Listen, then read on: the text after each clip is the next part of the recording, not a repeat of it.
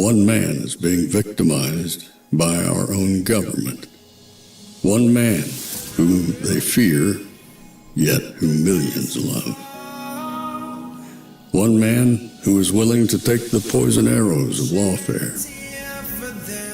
One man whose voice has been taken away by a corrupt judge operating in a corrupt system. One man who has been ridiculed and insulted. One man who refused to back down. One man who refused to back down. One man who refused to back down.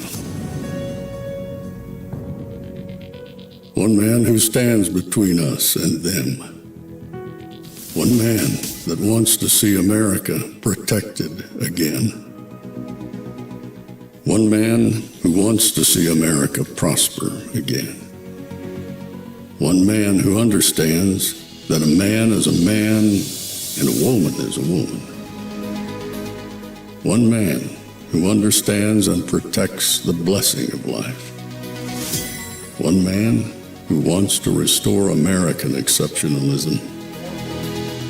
One man who once again wants to make America that shining city on a hill for all to see. A place where all the people of the world glowingly set their eyes upon. America. One man who unashamedly wants to make America great again. That one man is Donald Trump.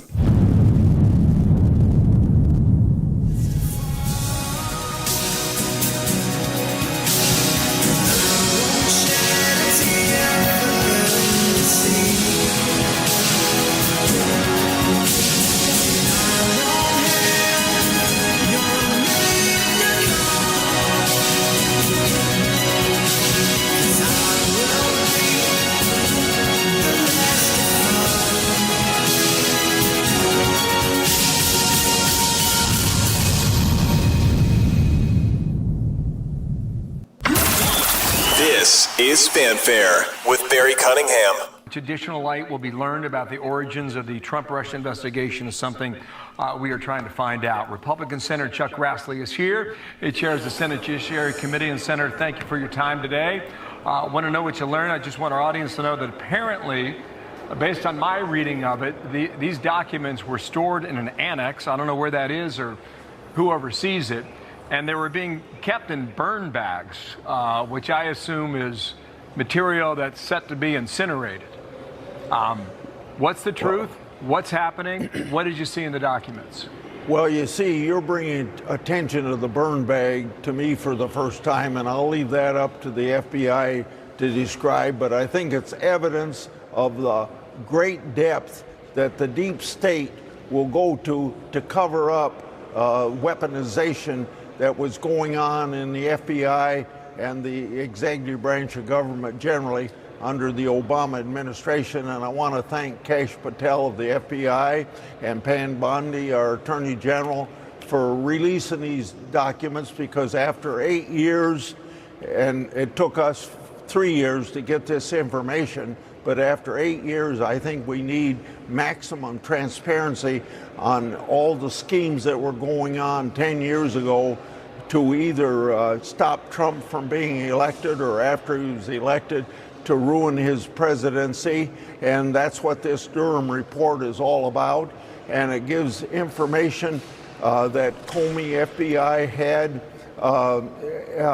10 years ago that they never followed up on. And it actually brings attention to the fact that there was either a Clinton conspiracy to make this happen, or a Russian disinformation. But either way, it was an attempt to stop Trump, and it also proves that the FBI had a hand in it, and now. Well, in case you haven't heard, let me be the first to tell you that your suspicions have been confirmed. We were in the middle of a coup. We have seen complete evidence of treason. Many of you that have been following President Trump for some time, even going back as far as, you know, that 17th letter day where we were never supposed to talk about what we were seeing. Now, all of a sudden, everything that we talked about, that we were told, shh, you're not allowed, you're going to have to get deleted, we're going to have to cancel you, we're going to have to make sure you never tell anybody, there's your Twitter account, gone, here's your Facebook account, gone. We all knew it, we saw it, we watched it happen. And the sordid details are now coming out to the general public, and most of the media is silent. It is on you to begin screaming that people took advantage of you. So Karoline Leavitt is going to be coming up at 1 o'clock, and I'm going to be interested to see how many people talk about what is going on right now. How many people really want to have questions as to what in the hell did they do? Now we've got names. Now we've got information. There's no doubt anymore. And then later on, I've got an interview with you with James Fishback, who is the guy, his company, Azoria, is suing the Federal Reserve for all the crap that they're doing. This is a day of enlightenment, per se. For some people, it may be too much, because now you're going to figure out, as you look around X in different places, that's a plant or he's full of crap. This guy here, oh, he might be full of crap too. Be very discerning moving forward. You're going to see lines open up where people are like, it's old news. What are we talking about this for? It's old. Forget about it. How do you forget about treason, bro? How do you just let that go away? We can't. We can't let this go away. It must end up in handcuffs and people going to jail. It has to. Or our government's gone and our country's gone. If they laugh their way out of this, if they're able to get the judges to say, there's nothing here, we're done. We're done. Now we've got the goods. Well, actually, we've had the goods. These are the same goods we've had for quite some time. You know, a lot of people, even on some of the so-called influencers on X, who've been complaining and saying that, you know, things, the midterms are going to be lost because they're all abstiniacs. And they think, and the prevailing thought amongst many of them, is that President Trump was trying to deflect the Epstein stuff because he was concerned, blah, blah, blah, blah, blah. When in essence, what has happened, you're now finding out, is they concocted the Epstein stuff to take the eyeballs off of this. Imagine if there weren't 100 different influencers who had started talking about this and that the Democrats could latch onto. There'd be nothing conflicting. The media would be forced to talk about this. But to them, it's old news, and because they've already cashed the checks, they're just ignoring it. So now here comes Chuck Grassley. After these 8 years, 3 years of my trying to get the document, we know that there was the Steele dossier paid for by the Democrats and the Clinton campaign, that it was all effort of total distraction, and to make it look like Russia was playing a very major role in helping Trump to be elected. And now we know none of that was true. And now with this Durham report, which makes you have to wonder what else isn't true. You know, everything we heard, that stuff that we weren't supposed to talk about, that guy named Seth. Was that true? Don't know. It just disappeared. You weren't allowed to talk about it. Don't talk about that. You can't talk about Seth Rich. Oh, no, you don't even go there. That's bad. I don't know if they'll turn this video off because I said those two words consecutively. So much of what we knew, so much of what we saw is now coming true that you have to wonder how much of the stuff that we've seen isn't true. Because if most of it is becoming true, then the other stuff is probably true as well. And they didn't want anybody talking about it, because if it wasn't true, they could have just talked about it. You know, one of the things that's come out today, and they're talking about this annex, even Bill Hammer asked him, what annex? Where is it? Where does it exist? Then you think about other things he just said. Oh, they located in a burn bag. And a burn bag is, and he kind of intimated, oh, that means it's scheduled for elimination. So there's people in our FBI and our CIA who are stuffing things into something called burn bags. Where does that stuff go? Why didn't they burn it? Did somebody abscond with it? Did somebody take the burn bag? Did somebody take the burn bag to Mar-a-Lago? Because this burn bag was sitting there, and now they all of a sudden they got it. And so you're telling me in the last 4 years, this was sitting in some annex, which nobody has told what this annex is, and there was a burn bag sitting in the corner of the annex. And for the last 4 years, nobody saw this bunch of stuff sitting in a burn bag in the corner of some place called the annex. And nobody in the 4 years that Kamala and Biden were in office happened to just traverse past this annex and its burn bags that were sitting there. This is becoming Robert Ludlum type stuff. We got a couple of Robert Ludlum books on the shelf back here, and this is an amazing novel. It's come to life. We're watching the movie version of it. This is a Bourne Identity playing right out in front of us. Or annex out, it finally proves that the FBI was covering up. Wow. Okay, here is what we've got from a source with Fox Digital. Let me go ahead and read this statement. It just came in. Ultimately, the release of the classified annex will lend more credibility to the assertion that there was a coordinated plan inside the U.S. government to help the Clinton campaign stir up controversy connecting Trump to Russia. You essentially just said that, Senator. That's what I heard from your answer. Sir, is there a smoking gun in this? Well, I think the smoking gun kind of dovetails in with things that Tulsi Gabbard has put out in the recent 2 weeks, and things that we had with the Crossfire Hurricane Index that I released a couple weeks ago. Kind of all dovetails into the same thing, but it gets back to the fact that whether you have a Republican or Democrat administration, that there's cover-up, and we shouldn't have it. Transparency, or the public's business ought to be public, and what the FBI does ought to be public as long as their investigations are done. Or if they aren't investigating, if they aren't doing their job, then it should be exposed, and this Durham Annex exposes that. Okay, So John Brennan and James Clapper tried to get ahead of this story because they've got an op-ed already today in the New York Times. The headline reads... Okay, let me stop you there. I don't know how much I'll be able to get through before she comes up, so we'll continue this conversation if she walks up on stage, but why is the New York Times platforming John Brennan and Clapper? They're doing exactly what Pam Bondi wants them to do. No, let me phrase that.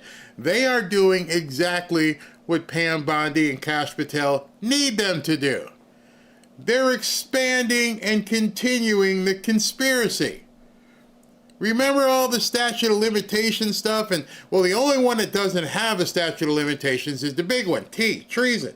Everything else is going to have some sort of statute of limitation unless you can show the conspiracy continues to this day. So today, being July 31st, 2025, they're out there on the New York Times and MSNBC continuing the conspiracy. Clapper already admitted, yeah, he lawyered up. I understand Brennan lawyered up. Peter Strzok's deleting tweets, which means nothing because obviously there's an archive. And now John Kerry puts his tweets behind, a paywall, or rather a privacy, so nobody can see them. There's no secrets anymore. You should know that. You've been in the government. They can see, and they probably have every single one of the things that you actually posted right there. They've already got them. And so now you're running to doing an op-ed today and getting on MSNBC, and that furthers the conspiracy. And the New York Times is platforming them. They're asking for chaos. Let's set the record straight on Russia in 2016. And underneath it, we finally deeply regrettable the administration continues to perpetuate the fictitious narrative that Russia did not interfere in the 2016 election. They say the focus should instead be on the fact that Russia routinely meddles in our national elections. What would you say to those two men today? I think that they have been in the news so often recently, and along with Comey, of trying to information out that they've been in the center of all this conspiracy, that they're trying to cover their hind end. That's all I can say about that. One last question. There's a headline now at foxnews.com that George Soros has a connection in these documents. Do you know of that? Is that true? No, I don't, but I can find that out for you, and I'll be glad to get back to you with an answer on that. Okay. Senator, thank you. We will see there. Yeah, well, he said he didn't know, but I can tell you I know. So I don't know what time that was. Okay, that was at 8 or 10:22 this morning, Eastern time, and he didn't have that information. I have it. Oh, yeah, I have it. Let me show you what it is that I have. Let's see here. All right, so we have this document.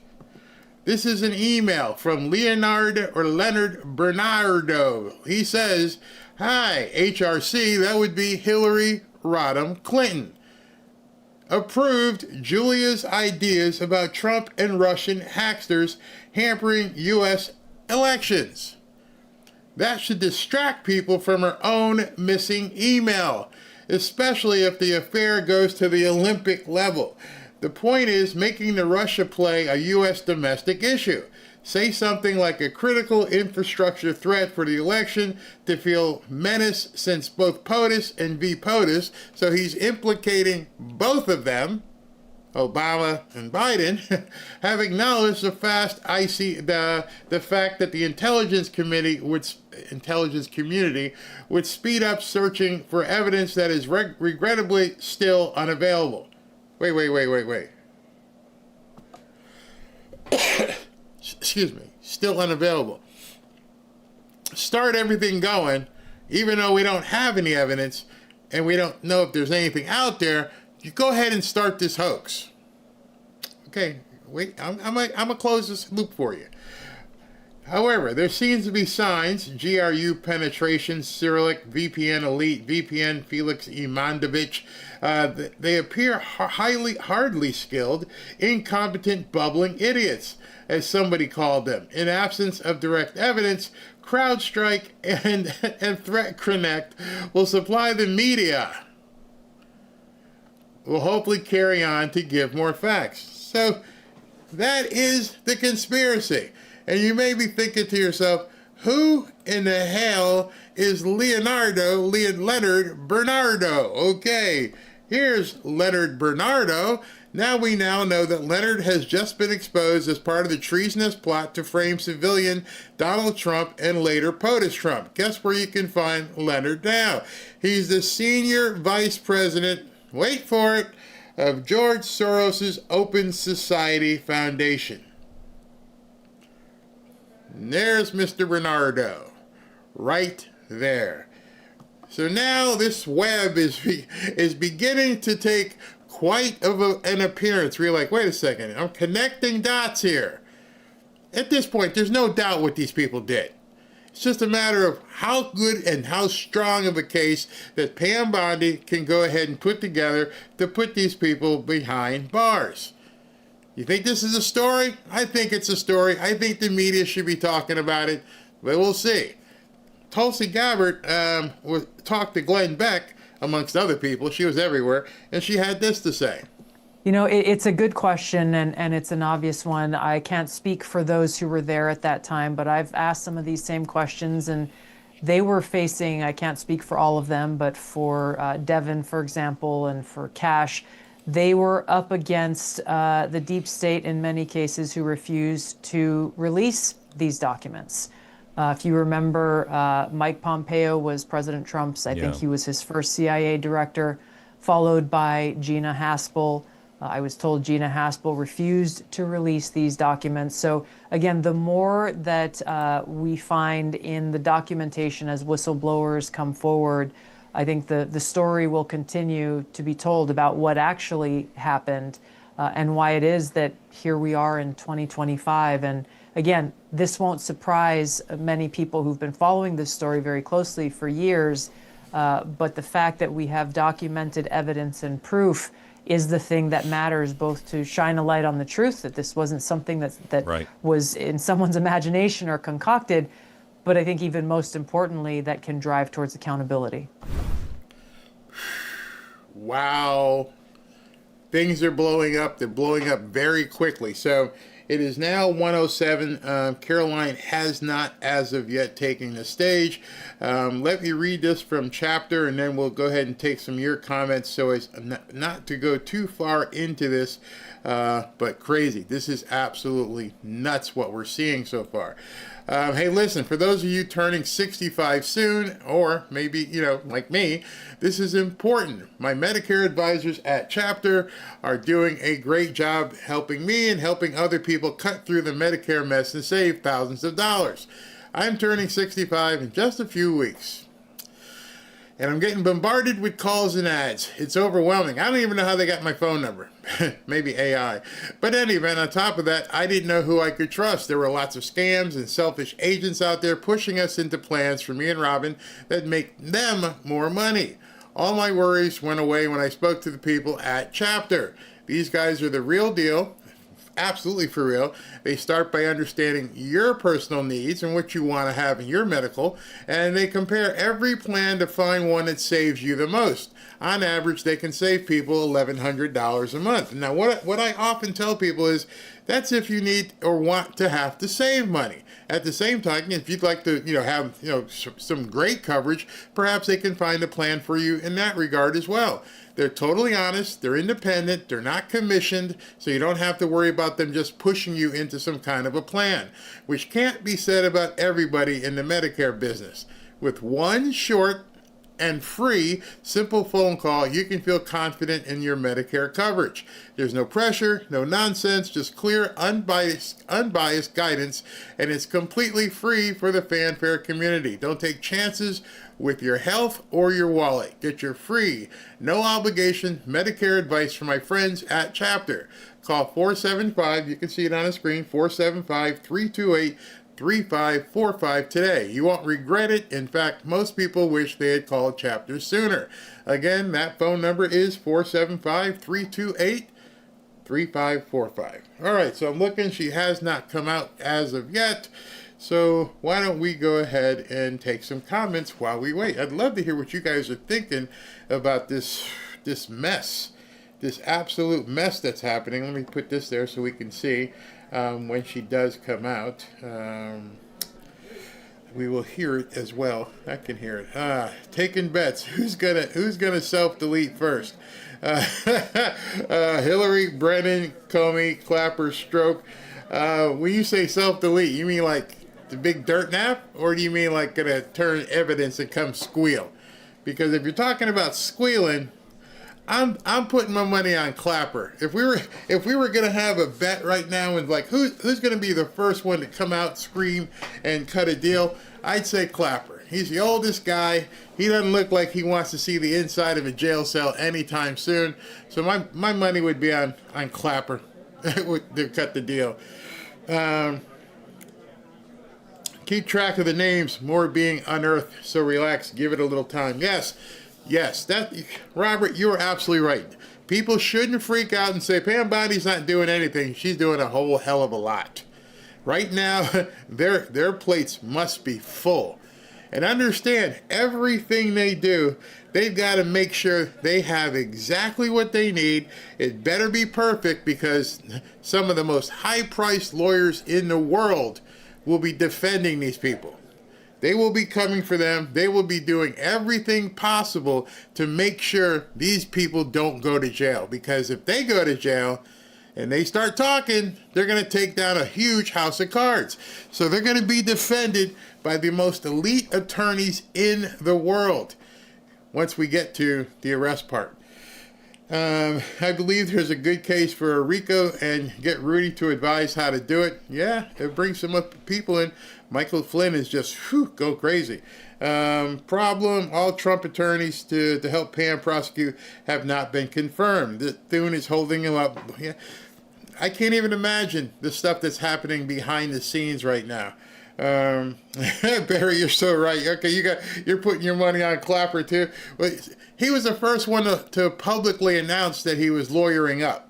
So if he announced, "Hey, I had to hire a lawyer," well, you're smart. You know the first one to come in is going to be the one who gets a seat when the music stops. Brennan, he'll fight to the end. Comey's got a lot to lose. We'll see what he does. But I don't know what Clapper's going to do. Barry Clapper will be squealing like Arnold Ziffel. I remember Arnold in Green Acres. Bondi's doing more than last Democrat Party in White House. Yeah. I just don't know why people are just giving her a hard time, given everything that you're seeing right now. Given everything that's coming out. Burn bags? Documents? The Soros Society? This thing is huge. Extremely huge. And the funniest part, not funny, but one of the interesting parts about this to me is this doesn't even take into account the 2020 election. We haven't even got there yet. This is all 2016. This is 9 years ago. Finally, they're uncovering that, which will lead them to 2020. So when I hear Pam Bondi, Kash Patel, and Dan, they're going to be busy. They're going to take lots of vitamins because there's still so much to go through. Oh, great. Chapter is awesome. They make navigating Medicare breeze extremely helpful. Thank God for them. Well, I'm glad to hear that. Glad to hear that. Somebody had a good comment here. Arlene, so who's going to pay for these elite attorneys? They will. They got boatloads of money. They took it from you. I mean, excuse me. Comey's got tens of millions of dollars. How? They got all kinds of money. The Obamas, all kinds of money. Oh, you want to hear something interesting about Obama? You know, people say you can't touch Obama because he's got presidential immunity. Well, let me tell you two parts about that. You ready for this one? Obama is in a very, very, very precarious situation.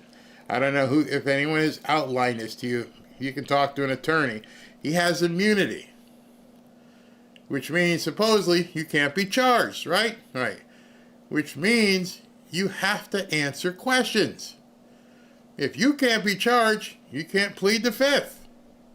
I have presidential immunity. Okay, who did this and that? And this is the second part of it. If somebody asks you, you gotta, you have to sit for the deposition. You have immunity, right? Yeah. All right. So who did this and this? And if you lie, you negate your immunity. How fitting would it be if the person who brings down this house of cards is Obama himself? See, if I know that, then the deep state puppeteers know this guy might be a liability. See, he's got immunity, but it's only good if he continues to tell the truth. You can't go and commit something else and not immunity from future crimes. So, hey, who put the stuff in the burn bag and decided they were going to burn all this stuff? I can't recall. Okay. How many things are you not going to be able to recall? Understanding at the same time you're sitting there and you know by the time they call you in how many stool pigeons they have ready to tweet. Tweet, tweet. And I don't mean this kind of tweet. I mean tweet, tweet, tweet. Yes, tweet, tweet, tweet. And if they catch you in a lie, it voids your immunity. So he's got much the issue to deal with at this point. It's a double-sided sword for sure. You can't touch me. Okay, then you have to talk. And now you become a target for all the people you thought you were going to be protecting. You have one choice. You either tell the truth or you're going to go down. Welcome. I can't even imagine how that would feel.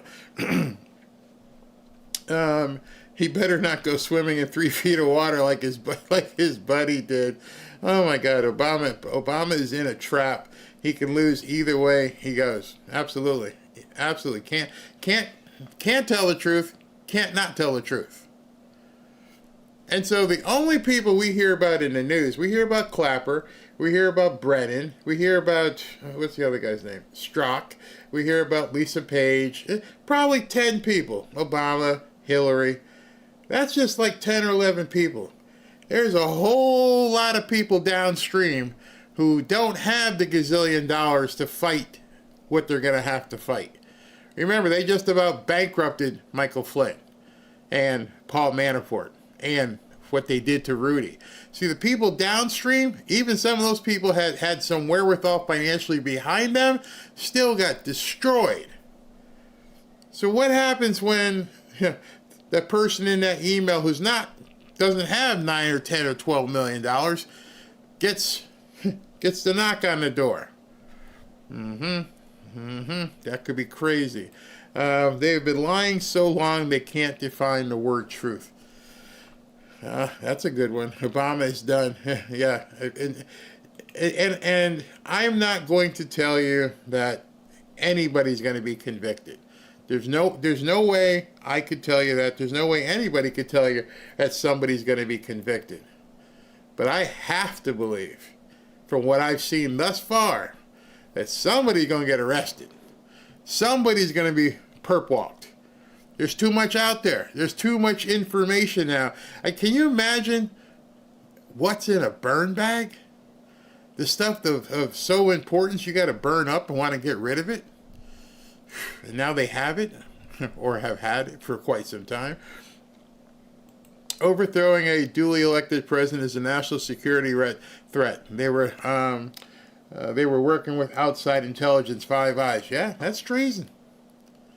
You can say everything you want to the New York Times or MSNBC or do that stuff, but what happens when they get called in? You can see this beginning to compound, and where it goes, I mean, there's no place, we don't know. This could be incredibly devastating to the country as well. You know, here's the problem. Many of us, I'll say it again, many of us have seen a lot of this. I didn't see this stuff today about Bernardo. I didn't see the stuff in the burn bag. But we were just told to shut up. Doesn't matter what you think. Doesn't matter what you saw. Nobody's going to jail. Nobody's ever going to get touched. And now we're seeing it and going, y'all didn't see this before. And not saying it to like come across as condescending, but more like, because you're going to hear that in the next couple of days. This is something you're going to hear. It's underwhelming. It's not that big of a deal. I heard this 7 years ago. It's old news. All that kind of stuff is what people are going to say because they need to diminish it. And plus the fact that 9 or 10 years has gone by. All this time has gone by where certain people are like, yeah, I've already seen it. No one's done anything about it. Well, it's never been brought to court. There's never been anyone charged. So I am not going to say nothing's going to happen. We won't know. Hillary said what's this one? Hillary said over and over, if I go down, I'll take 50% of D.C. with me. Start with her. See, these people now, understand it also. Hillary's, the Clapper, Brennan. There's a lot of old people. Old people don't do well in prison, especially when they've experienced the comforts of life like private jets and stuff like that. Hillary will never do well in prison. Hillary will never go to prison. Let's just accept that right now. I know it's tough. Hillary ain't going to prison. She knows too much. She would turn over more stones than Pam Bondi has people to work it. Her and Bill's not doing that well. Doesn't have the best of health. He ain't going to jail. He is not going to finish out the rest of his life in a jail cell. They are going to talk. So you have to wonder, and don't be surprised if you see certain people, yeah, they died. They're old, they died. because now the entire house of cards may come collapsing down. Yeah. Let's see here. Trump 20. Game over for them. Yes, she will, unless she makes a plea deal. That's what I'm saying. That's what I mean. I think her and Bill would talk and just give up everybody else. You're old. You got grandkids. You got a cushy life. Yeah. Hey, what do you need from me? I'll give up some people. Who do you want to give up? Who's up there? Well, we already know you can't do anything with Biden. Too old. Done. You see, here's the prize for me. See, I think a lot of people like retribution. They want to see Hillary go down. They want to see Bill Clinton go down. They want to see Biden go down. That's not the prize for me. Here's what, let me clue you in on what the prize is for me. Let me see if any of you guys feel the same. The prize for me would be the entirety of the IRS, the Federal Reserve, and the Democrat Party collapsing. But we don't have to deal with these idiots anymore.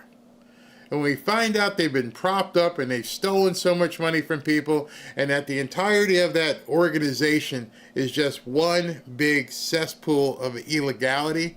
That's what I'm looking for. I'm looking for somebody the term would be allocute. I would be looking for somebody to allocute and say the Democrat Party's been propped up. We've done everything to try and prop up this thing. We've had fake polls. We've had fake voters. We've had the media, because there is no Democrat Party. It's a flipping illusion. Nobody wants what we're selling. That's what I'm going for. Right now, I contend that President Trump has his foot on the neck of the Democrat Party. They're barely breathing at this point, even being given life support by people on the right. And when you saw last night, if you didn't see my video, you should go back and watch. Pretty funny. Cory Booker screaming at the top of his lungs, and Chuck Schumer lying about tariffs. There's nothing left. All they can do is continue to hold on to the illusion. Fortunately, there's a few people, unfortunately for us, but fortunately for them, there's enough of a core group of people who are flaming idiots that no matter what, they will just do what the Democrat Party wants. They will not even pay attention to anything. That's why, to me, I don't give a crap about certain persons being put in jail. That's one person. I want the apparatus destroyed. I want to make sure that no more money goes their way. I want to make sure that you have to have voter ID. I want to make sure that all that stuff, because that's how our lives are going to be better. My life, it may sound vindictive to see Hillary Clinton go to jail, but it does nothing for me and it does nothing for you. It's complete retribution and being vindictive. Now, if you want your life to prosper, well, let's go ahead and do away with the Federal Reserve and all that fake-ass debt. Yes, the debt's fake. And let's do away with certain places in the media. That's no longer, you're no longer covered by that First Amendment when you lie for a living. How about that just go away? Wow, she ran up to this podium like she's ready to go. And I have quite a few announcements for you, so let's get to it. First, on behalf of the President and the White House, we express our deepest condolences to the family of New York police officer Islam, who made the ultimate sacrifice in defense of his fellow New Yorkers. As the funeral services are held in New York City today, everyone at the White House is keeping the officer's family, friends, and fellow NYPD law enforcement officers in our thoughts and prayers. The President has always, and will always, proudly stand with our men and women in blue. May God bless Officer Islam and the other individuals who were tragically killed in this senseless act of violence. In other news, President Trump's working visit to Scotland was a huge success. In less than 48 hours, President Trump brokered the biggest, most impactful trade deal in history and prevented a war in Asia for the second time since he took office. We have never had a president who wields the full power of the United States to negotiate good deals for our country and its people like President Trump. This is what maximum leverage looks like. On the peace front, President Trump helped deliver an immediate and unconditional ceasefire between Thailand and Cambodia. The two countries were engaged in a deadly conflict that had displaced more than 300,000 people until President Trump stepped in to put an end to it. The president spoke directly on the phone with the acting Prime Minister of Thailand and the Prime Minister of Cambodia to inform both leaders that unless they brought their conflict to an end, there would be no trade discussions or agreements with the United States. Almost immediately afterward, a peace was brokered that will save thousands of lives and allowed for trade negotiations with these countries to resume, and they have. The president has now ended conflicts between Thailand and Cambodia, Israel and Iran, Rwanda and the Democratic Republic of the Congo, India and Pakistan, Serbia and Kosovo, and Egypt and Ethiopia. This means President Trump has brokered, on average, about one peace deal or ceasefire per month during his 6 months in office. It's well past time that President Trump was awarded the Nobel Peace Prize. I know the topic of Israel is on everyone's mind. I have an update from Special Envoy Steve Witkoff, who I got off the phone with this morning. Special Envoy Witkoff and Ambassador Huckabee had a very productive meeting with Prime Minister Netanyahu and other officials today in Israel on the topic of delivering much-needed food and aid to Gaza. President Trump is a humanitarian with a big heart, and that's why he sent Special Envoy Witkoff to the region in an effort to save lives and end this crisis. Tomorrow, Special Envoy Witkoff and Ambassador Huckabee will be traveling into Gaza to inspect the current distribution sites and secure a plan to deliver more food and meet with local Gazans to hear firsthand about this dire situation on the ground. The Special Envoy and the Ambassador will brief the President immediately after their visit to approve a final plan for food and aid distribution into the region, and we will provide more details for all of you once that plan is approved and agreed on by the President of the United States. On the trade front, the President secured a historic trade agreement with the European Union that puts America first and fundamentally strengthens the economic relationship between the two largest economies in the world. This deal delivers on two of President Trump's core promises on trade, supercharging America's manufacturing capacity and opening up foreign market access to American businesses. The deal guarantees that American businesses will have unprecedented levels of access to the European Union markets to export our American-made goods.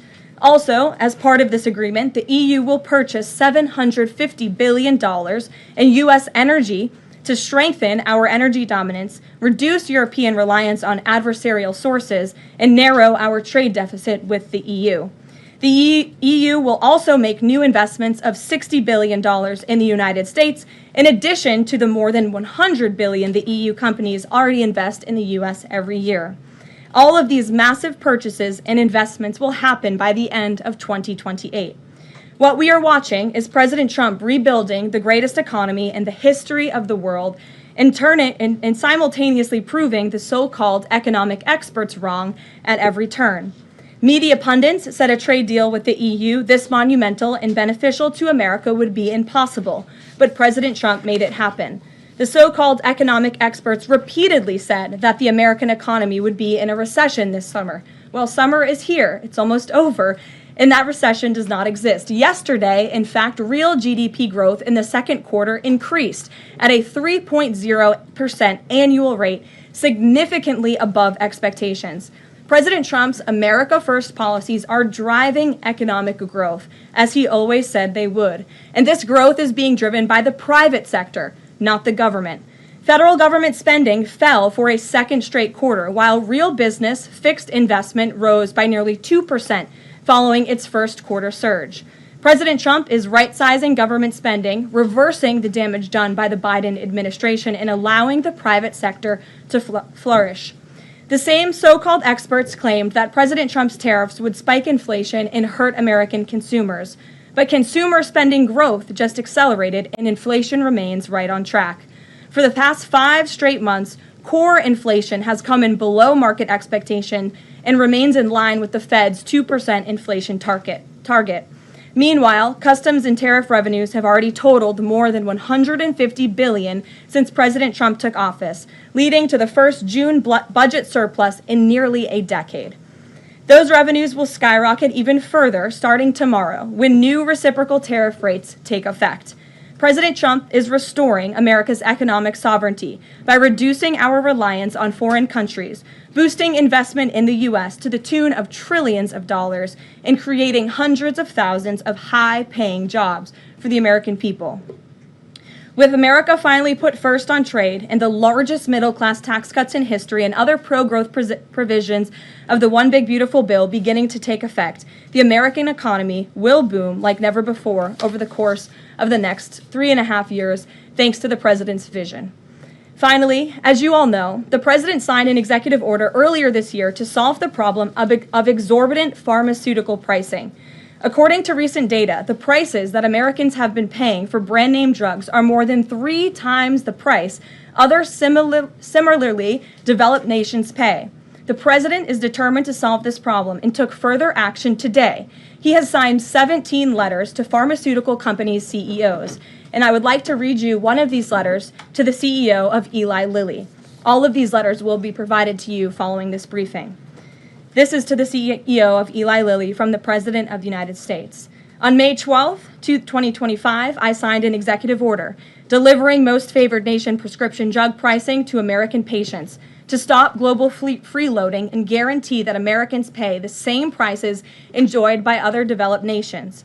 Right now, brand name drugs in the United States are up to 3 times higher on average than anywhere else for the identical medicines. This unacceptable burden on hardworking American families ends with my administration. Most proposals the Trump administration has received to resolve this critical issue promised more of the same, shifting blame and requesting policy changes that would result in billions of dollars in handouts to industry. Moving forward, the only thing I will accept from drug manufacturers is a commitment that provides American families immediate relief from the vastly inflated drug prices and an end to the free ride of American innovation by European and other developed nations. Accordingly, I am calling on Eli Lilly and Company and every manufacturer doing business in our great country to take the following actions within the next 60 days.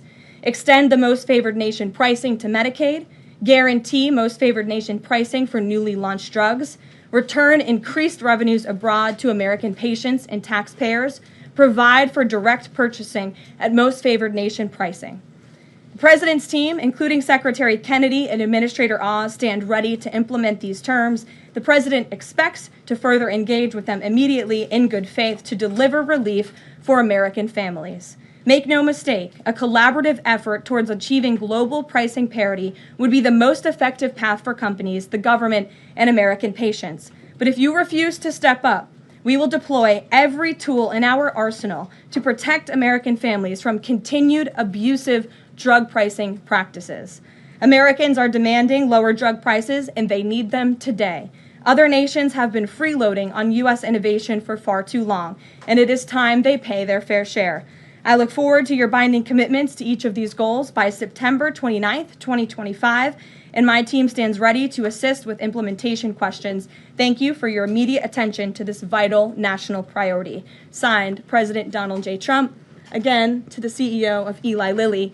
This letter, in its form, has been designed for each of the 17 major drug and pharmaceutical companies in the United States, and we're happy to provide you the full list. And I believe you will see all 17 letters popping on Truth Social very shortly, so you can look out for those, and I'm happy to take any further questions.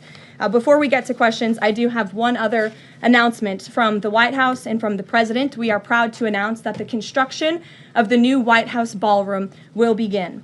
For 150 years, presidents, administrations, and White House staff have longed for a large event space on the White House complex that can hold substantially more guests than currently allowed.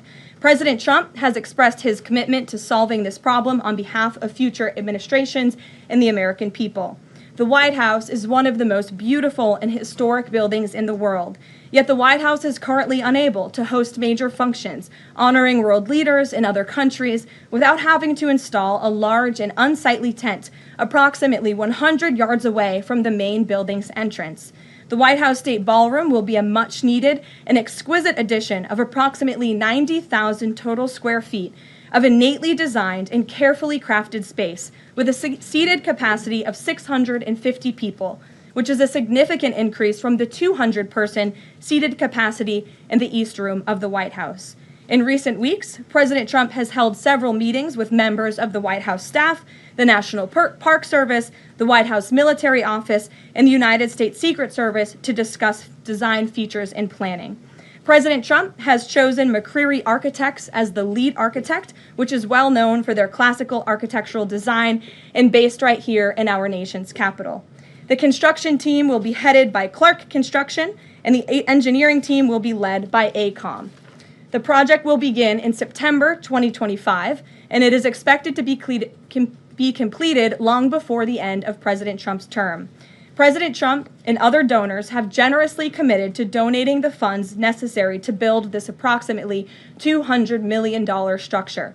The United States Secret Service will provide the necessary security enhancements and modifications. The White House ballroom will be substantially separated from the main building of the White House, but at the same time, its theme and architectural heritage will be almost identical. The site of the new ballroom will be where the small, heavily changed and reconstructed East Wing currently sits. The East Wing was constructed in 1902 and has been renovated and changed many times, with a second story added in 1942. White House Chief of Staff Susie Wiles has provided the following statement.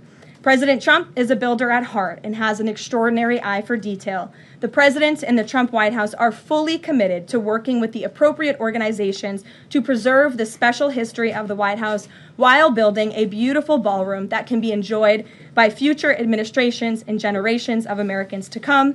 In the White House, we will continue to provide the American public and all of you in the press with updates on this project at whitehouse.gov/visit. And if you go there shortly, you will be able to see renderings and visuals of what this ballroom will look like, both the exterior and the interior. I have provided some photos for all of you in the room today. This is the interior of the ballroom space. It's quite beautiful.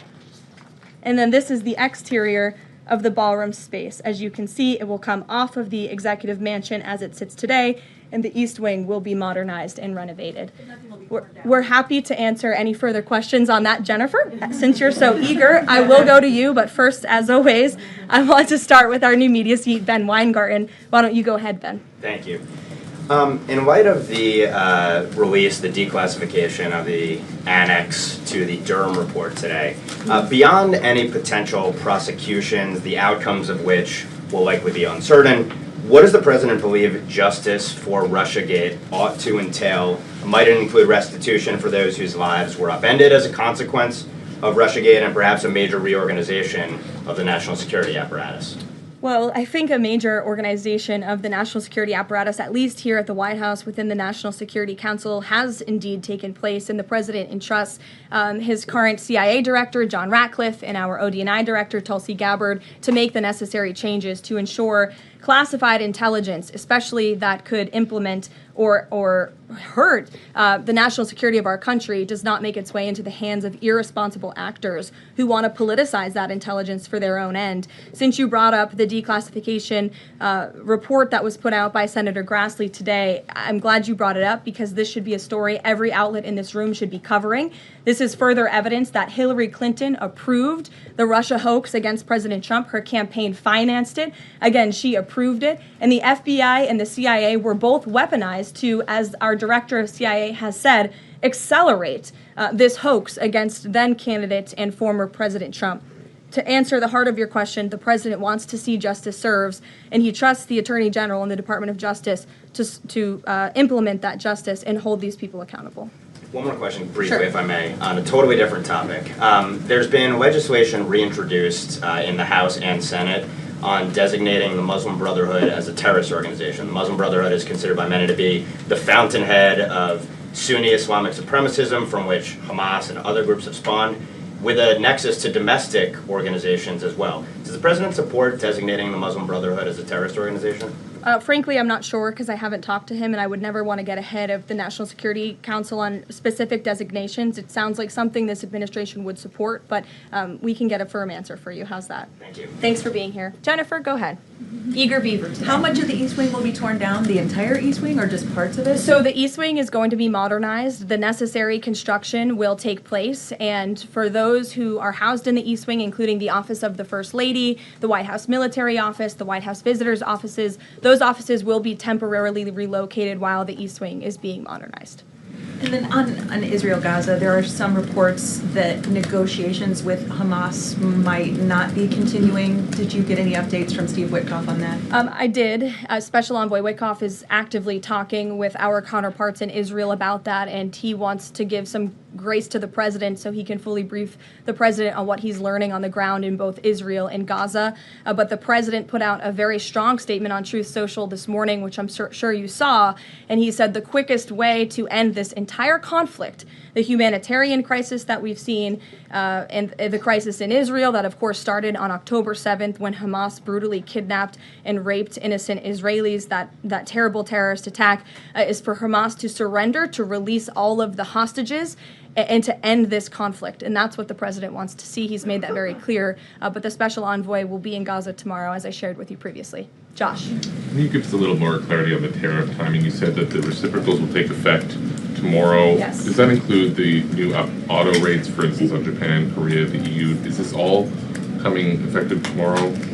So some of the countries you just mentioned, Japan, South Korea, they have bespoke trade deals that the president cut, which, just to backtrack for a second, Josh, we promised that the president would negotiate with countries all around the world to cut tailor-made trade deals depending on those countries' challenges, how badly they've ripped off the United States of America and our manufacturing industry and our workforce in the past. And he has done that. Of our 18 major trading partners, 2/3 of those trading partners have a deal. We've sent out 17 letters to countries around the world. And the rest of those countries that either do not have a deal or have a letter, they will be hearing from this administration by the midnight deadline tonight. So yes, tomorrow, August 1st, the reciprocal rates will be going into effect.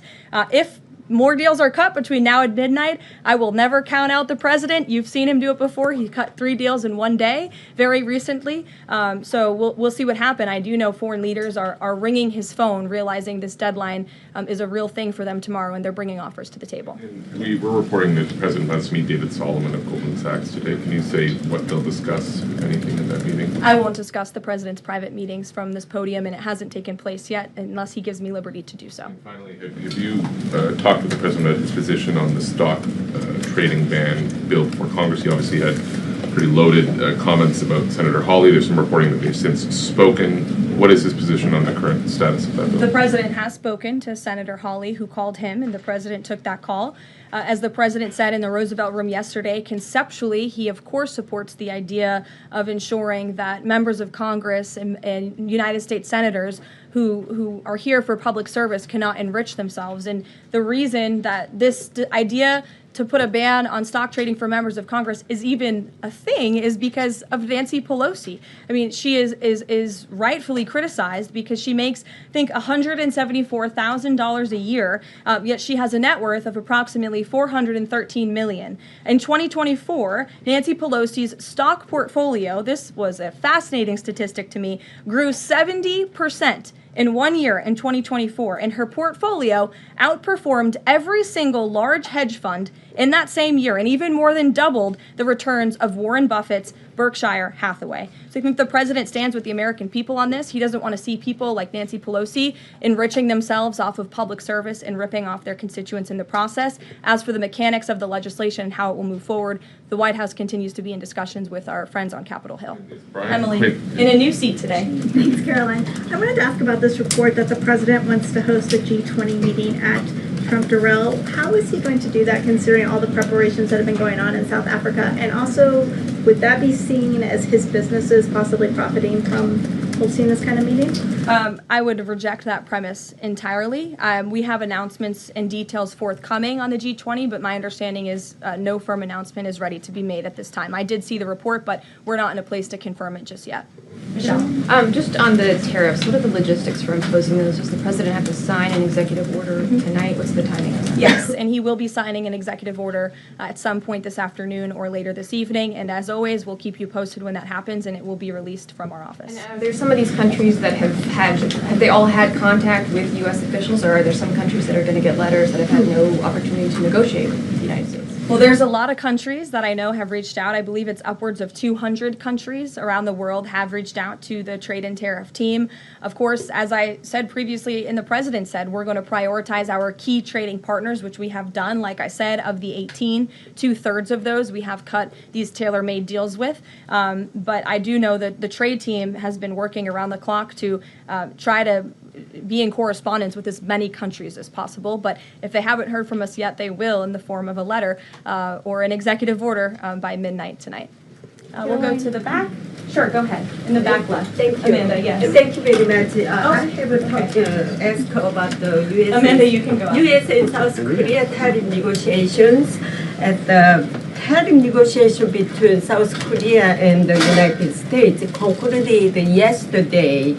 President Trump stated on his SNS, Truth Social, that he would announce the specific details of the investment in the United States at the South Korea United States Summit in 2 weeks.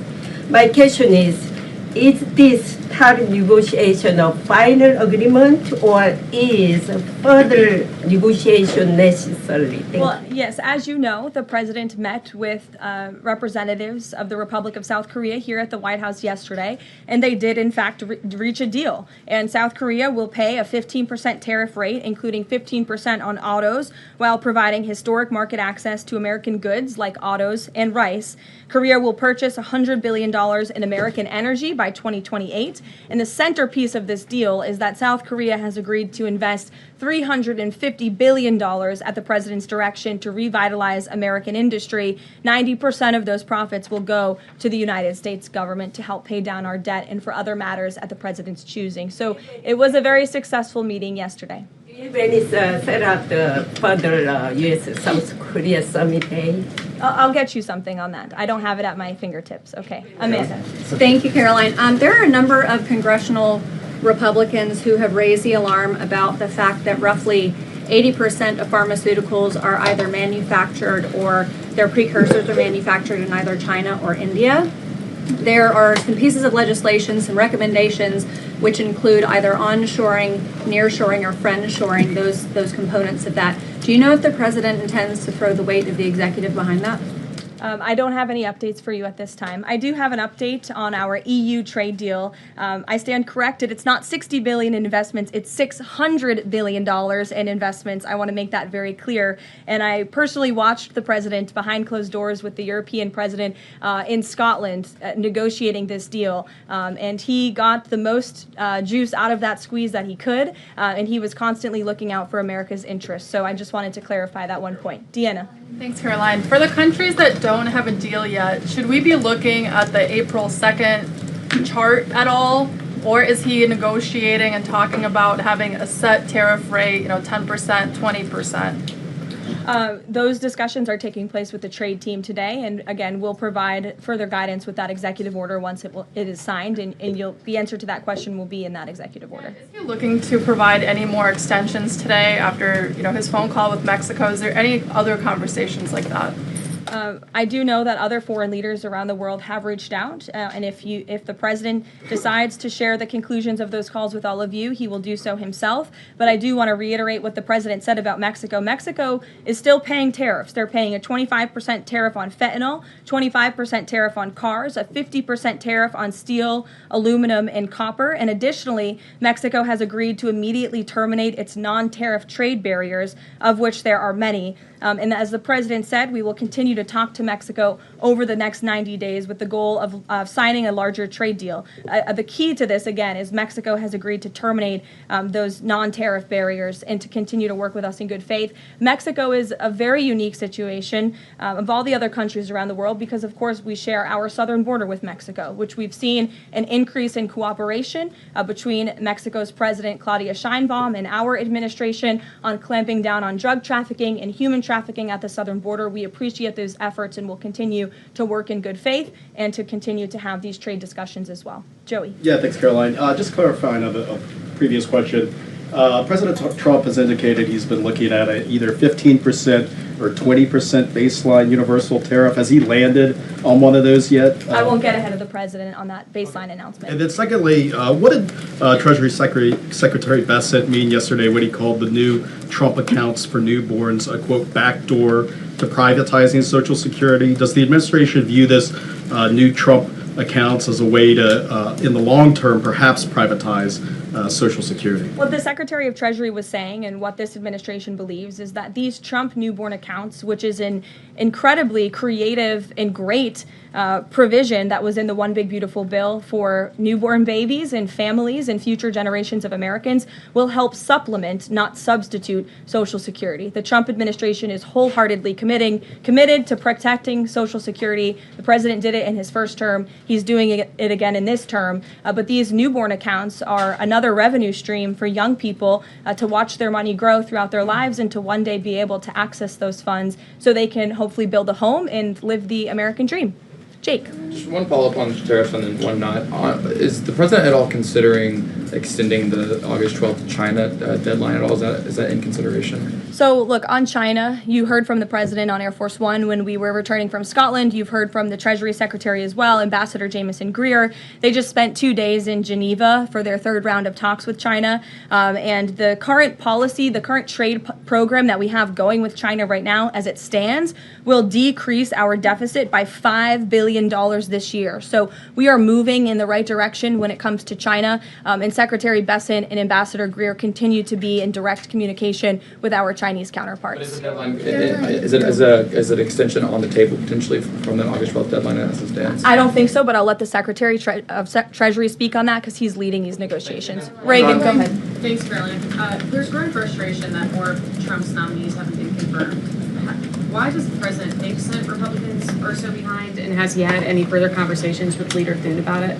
The president has had many conversations with his friends in the United States Senate about advancing his nominees, his judicial nominees through this process. It is critical that we get these good attorneys in these positions so that we can end the weaponization of justice, so we can have true law and order in our country. It's unfortunate the Democrats are playing political games, but the president has made it clear to Senate Republicans they need to do everything in their power to advance the president's nominees as well. Kelly, go ahead. Caroline, thank you. 2 questions real quickly. Sure. Nigeria. Congressman Chris Smith, Republican from New Jersey, is calling upon the President of the United States to do something in terms of imposing perhaps sanctions on Nigeria for the persecution of Christians living in the northern part of Nigeria by radical Islamic groups. Has he contacted the President yet? And do you know if there's any action that the President will take? I'm not tracking a call between the president and the head of Nigeria. I know the president wholeheartedly condemns the persecution of Christians or, frankly, of people of any faith all over the world, but I don't have any updates for you in terms of sanctions in this part of the world. My second question, Caroline, deals with immigration here in America. As you know, a lot of deportation has been going on. ICE has been going after violent criminals that are here illegally, and rightly so. In the midst of that, there are some evangelical pastors who are stating that it may have gone to a point of being indiscriminate and actually getting innocent people, like members of the clergy. Has the president and has ICE looked at that to see how they can actually go after those violent criminals, but also make sure that members of the clergy are still not being deported? Well, look, the administration has always maintained the position that anyone who illegally crosses our nation's borders is subject to deportation. That's just the law of the land, and we must be a nation that enforces our laws. But the priority from ICE, of course, is to deport, detain, arrest, and remove violent illegal aliens and criminals from our country. And they have been doing that at the rate of thousands of illegal violent criminals every single week, especially in Democrat-run sanctuary cities where these illegal violent criminals have been given a safe haven and have essentially been immune from our nation's laws under the previous administration. That's not happening anymore because of this president and Secretary Noem in the Department of Homeland Security. And we are going to be a nation of laws. And as we've said repeatedly, if you came here illegally, you are subject to deportation. But the priority are those public safety threats that we must remove from our communities. Thank you so much, Caroline. Two questions. So what Hamas hardens its position and Israel provides aid? Do you have any new information on the hostages that need aid too? And second question, we heard President Trump criticize President Macron and Prime Minister Starmer for their statement about recognizing a Palestinian state. What is the president's position on recognizing a Palestinian state, and will he recognize Israeli sovereignty in Judea and Samaria? I can answer both of those questions for you. On the second question about a Palestinian state, the president expressed his displeasure and his disagreement with the leaders of France, the United Kingdom, and Canada. He feels as though that's rewarding Hamas at a time where Hamas is the true impediment to a ceasefire and to the release of all of the hostages. So to your first question, the president wants to see all of the hostages released. He cares deeply about this. He has met with many of the former hostages, many of the families of those who have loved ones who are still being held hostage in Gaza. I have met with them too. It is absolutely devastating what these poor people have been through, and the president is always thinking about them, and that's why he's designated his special envoy, Steve Witkoff, who's doing a tremendous job to release the hostages and to end this conflict. But the president has always said the last remaining hostages, now there are 20 living hostages in Gaza, will always be the hardest because Hamas is unfortunately using these innocent people as bargaining chips. But nevertheless, we are committed to seeing this come to an end. Elizabeth. Thanks, Caroline. Part of the settlement with Brown prohibits it from performing transgender procedures or prescribing hormone, puberty blockers, that type of thing. Will eliminating these types of procedures be a priority for the Trump administration in negotiations with other universities? I can tell you that ending the chemical castration of children in our country is a priority of this administration. We've talked to many of these universities about it, but the president has also taken very strong action to cut off the funding for any medical institution in this country that provides those barbaric procedures. The Brown University agreement, since you brought it up, is yet another win to root out anti-Semitic behavior on our nation's college campuses and unlawful racial discrimination. Brown has agreed to no longer allow unlawful racial discrimination in admissions or university programming. They have agreed to provide access to all relevant data and information to rigorously assess compliance with its commitment to merit-based admissions, and they will pay $50 million over 10 years to state workforce development organizations that comply with anti-discrimination laws, supporting regional economic growth and career opportunities. Brown will also adopt the definitions of male and female from President Trump's executive order, defending women and gender ideology extremism for women's sports, programming, facilities, and housing. Brown will no longer perform gender reassignment surgeries on minors or prescribe them puberty blockers or cross-sex hormones. And Brown will take steps to improve the campus climate for Jewish students and combat anti-Semitism on their campus. This is yet another huge win for American students and for those who love our country and want to abide by our country's laws. On the topic of defending women from gender ideology extremism and helping women's sports, the president will be signing an executive order at 4 o'clock today with some very famous professional athletes whom I'm sure you all know. And that executive order will be focused on strengthening athletics in our country and making America healthy again. And we are going to re-implement the presidential fitness test in America's schools, which is, I think, something all Americans can get behind. So you'll hear from the president in 2 hours, and we will see you all there. Thank you. Well, she kind of motored through that press conference. I think she's had it with these people. I think these people are done. She doesn't care anymore. They don't want to focus on real news. All the stuff that they're talking about, every single question should have been about Obamagate. There should have been no other questions. You have the biggest scandal that may involve the highest crime in the country, treason. You may have that right now, and she won't. None of these people want to ask her about it. I think she had one, maybe, possibly two questions max. That was it. Nothing else. These people suck. You're the media. You're going to have to push this out there. There is so much going on at this point. It makes me absolutely ill. All right, so before I get into my interview with James, we're going to be talking finance with the Federal Reserve and things of that nature. I want to talk to you about gold and silver. We're in a very volatile time right now. there's plenty of financial uncertainty. Now is not the time to be speculative. And I'm also speaking from a personal perspective. I'm buying income-producing real estate, and I'm buying gold and silver. A lot of people don't know the difference between the economy and the stock market. And too many people listen to the news and social media. That'll get you in trouble. Let's face it. It's obvious that a lot of people have an agenda they're not telling you about. Right now, your best bet is stability. And that means you might need to build a hedge against global volatility. May I recommend gold and silver to you? Real gold and real silver. Not paper, not certificates. Actual gold and silver. What gold and silver can give you is absolute peace of mind.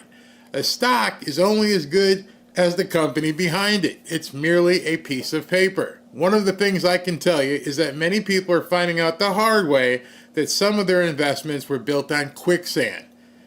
Gold will never be worth zero. Silver will never be worth zero. If you want to calm some of your fears, give my friends at Lear Capital a call today at 800-601-5430 or go to learberry.com. Just so you know, Lear Capital has over 27 years of experience, thousands of 5-star reviews, and over $5 billion in trusted transactions.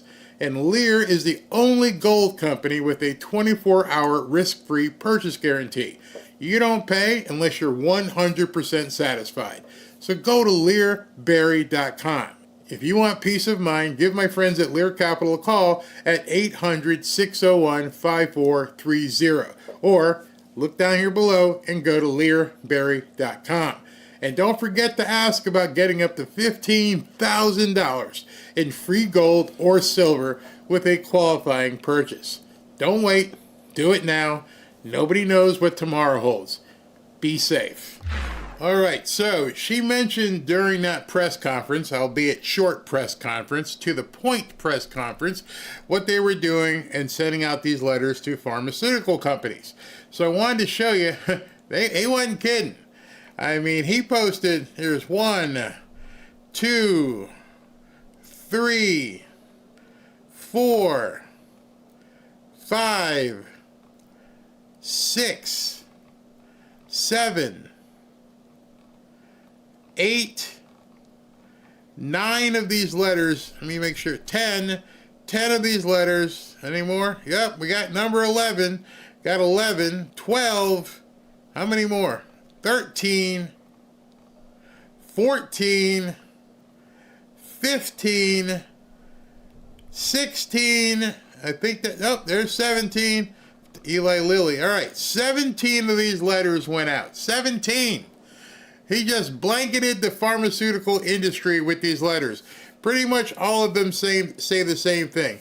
Let me read from the top here. I signed the executive order delivering most favored nation prescription drug pricing to American patients to stop global freeloading and guarantee that Americans pay the same prices enjoyed by other developed nations. Right now, brand name drug prices in the United States are up to 3 times higher on average elsewhere for the same medicine. This is unacceptable burden on the hardworking American families, and it ends now with my administration. And he goes and basically says, accordingly, I am calling on Eli Lilly and Company. This letter is directed to them. The other 16 are to every other pharmaceutical and every manufacturer doing business in our great country to take the following actions within the next 60 days. Extend most favored nation pricing to Medicaid. So, whatever you're charging some other country, that's what you need to be charging us for Medicaid. Guaranteeing most favored nation pricing for newly launched drugs. Can contract with the United States to guarantee Medicare, Medicaid, and commonly commercial payers receive MFN meaning most favored nation prices on all new drugs. Third, return increased revenues abroad to American patients and taxpayers.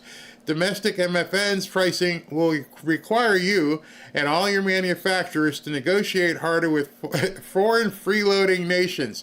U.S. trade policy will endeavor to support this. However, increased revenues abroad must be repatriated to lower the drug prices for American patients. So you got to bring your money back on shore.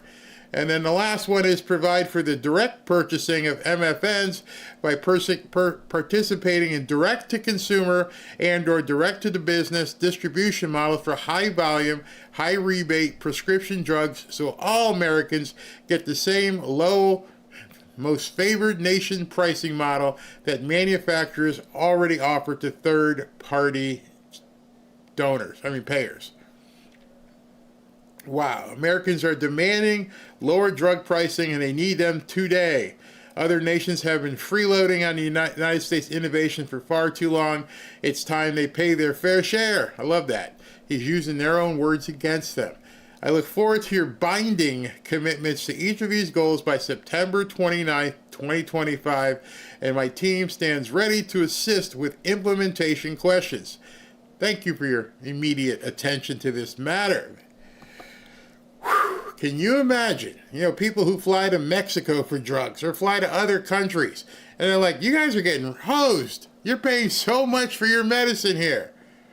Now, guess what? Now, whatever you're charging the people in Mexico for the same drug, you're going to charge Americans. Those of you guys who understand how expensive, if you're taking, some of the most expensive drugs out there, now, you're not going to rip us off. You're not going to bend us over backwards so you can make money in America because we got it. That's the only reason why they're allowed to do that.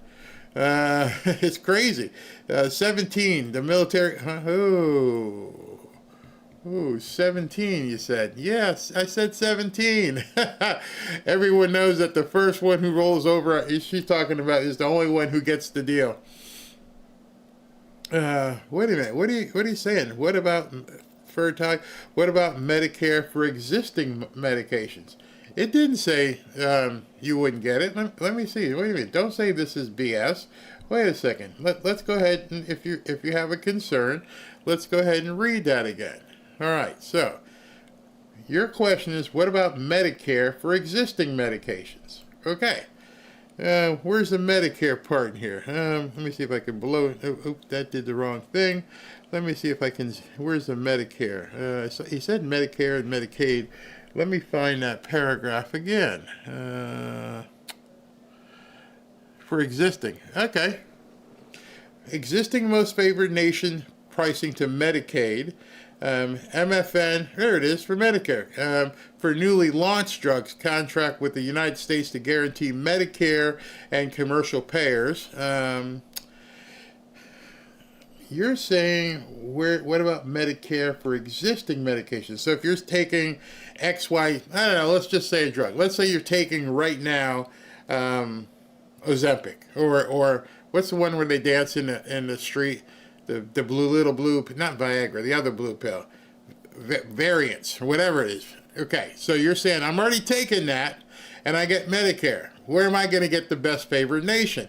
I would believe that would fall under this one, direct purchasing at MFN pricing. Meaning, if direct pricing, direct to consumer, when you're going to CVS or Walgreens, that's direct to consumer. You're buying it right there at the point of origin of the drugstore. I don't know, but you know what? I will find out, and I will, because I'm sure your question valid. Don't get all upset yet. I'm pretty sure that your question, hey, what about existing medications, is covered. We'll find out for sure. I'll get somebody on here just to make sure that your question is exactly correct, because it doesn't say, it's not clear the way you're asking, but we'll find out. We will find out. I think the cost will default. Yeah, that's what I'm pretty sure. That's how I read it too. That whatever you're paying now will default to the most favored nation's cost. Because they wouldn't just do a carve out and say, nah, you existing people are stuck. No, I'm pretty sure it's in there so it reverts to everybody. Let's see what else here. Me too. Red pills only. Barry, I'm on Medicare, and my prescription prices have been lowered now under President Trump. All right. So I believe there's going to be more lower stuff coming. It's got to come. It's got to be coming. Didn't they have a geriatric section at Gitmo during Trump's first presidency? Or you're saying throw her in jail, throw them all in jail? Yeah, but if they're gonna, like I said, my goal, my big prize would, you know how they've been trying to basically what would be the word?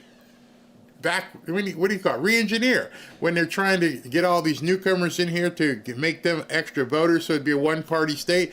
Well, what about we do it the same thing to them? We're going to make this a one-party state, or at least make it an even playing field.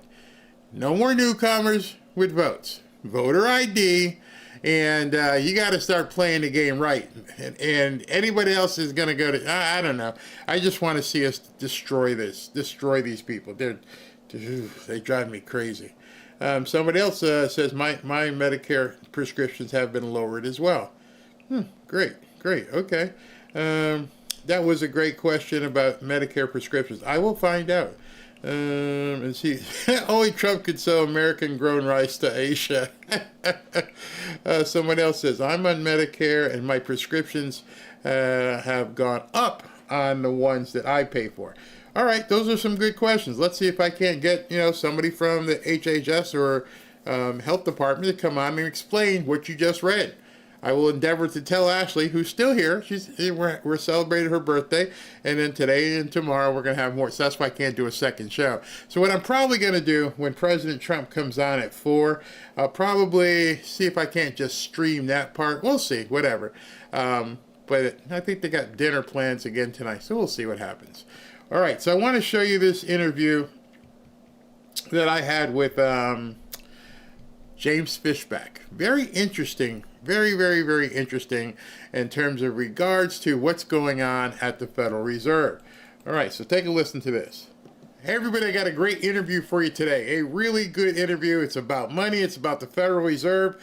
I've got James Fishback. He is the CEO of Azoria. It is a capital investment firm. And what's most important we're going to talk about today, he's actually got a lawsuit pending against Jerome Powell and the Federal Reserve. But before we begin, I'd like you to see this hit that he recently did on Fox Business. It turns out that Jerome Powell is simply the Anthony Fauci of economics. Whoa. Wrong, smug, and completely unaccountable. He's wrong, Stuart, because just last month he told us in his official projections that GDP was going to come in at 1.4%. It came in at 3%, more than double his expectations. President Trump is winning on that front. Second, he's smug because despite every conceivable data point, despite the fact that under President Trump, inflation is coming at 1.8% annualized, not at, but below the Fed's target, he's all but certain to keep interest rates near 20-year highs today.